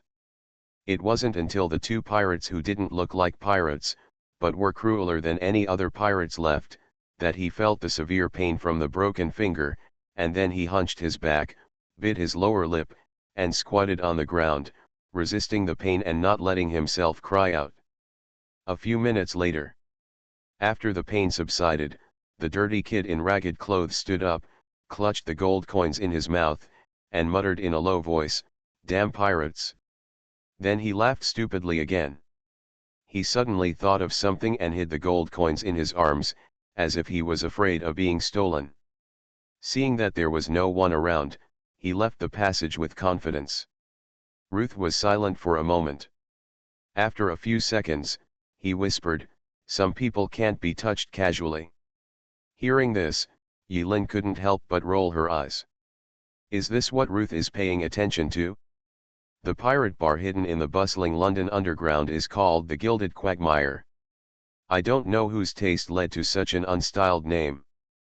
Pirate bar, as it sounds, is a place only pirates would visit. After all, in London where royal guards are everywhere, pirates are invisible. You have to play this underground party style to have a nice glass of rum. I don't know if it's because it's underground, but the Gilded Quagmire is airtight, and the whole space is filled with a rotten smell mixed with various odors. It is even dirtier and messy than the fiery Rose run by Ruth. If there was a restaurant hygiene rating agency in this world, this pub would undoubtedly receive a 5-star rating. -5 stars. What happened at the door did not cause any commotion. To be precise, unless Yilin directly took out an explosive bead and blew it up, these drunken pirates would not notice any hidden movement. The two stepped into the tavern. The flavor hits your face. As for the taste, Yilin didn't bother to distinguish it carefully. It wasn't a good taste anyway.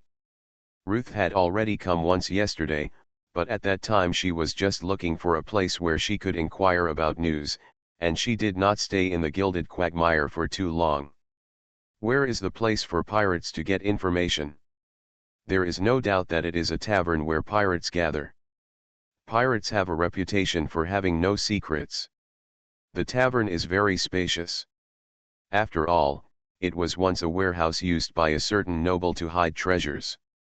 It is unreasonable that the space is too small and it looks very empty. Above their heads, the swaying oil lamps and dim lights cast twisted and swaying shadows on the pirates. From a distance, it looked like a group of demons dancing wildly, adding a bit of a weird and terrifying atmosphere out of thin air. But looking more closely, Yilin actually had the illusion of stepping into an informal modern bar, dancing on a dance floor filled with colorful interlaced neon lights, but unfortunately there was no music. Ding, ding dong. Yilin's thought just came to her mind.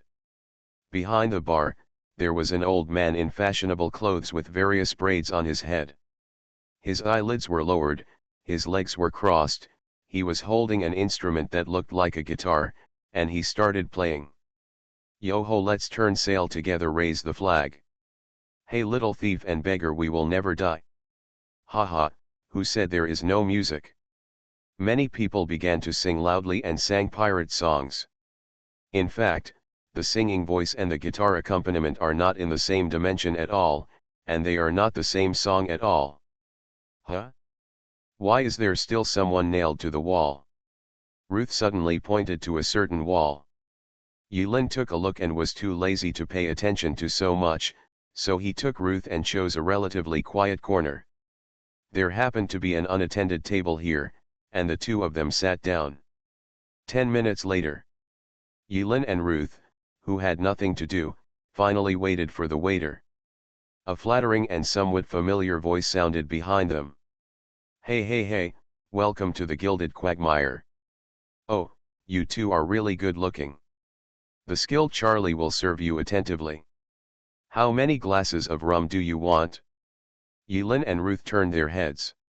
An ugly man with a bruised nose and face, a man who was beaten so hard that even his mother could hardly recognize him, was trying his best to squeeze out a smile like a licking dog, rubbing his index finger and thumb towards Yilin and Ruth, as if in anticipation with some kind of reward called a tip.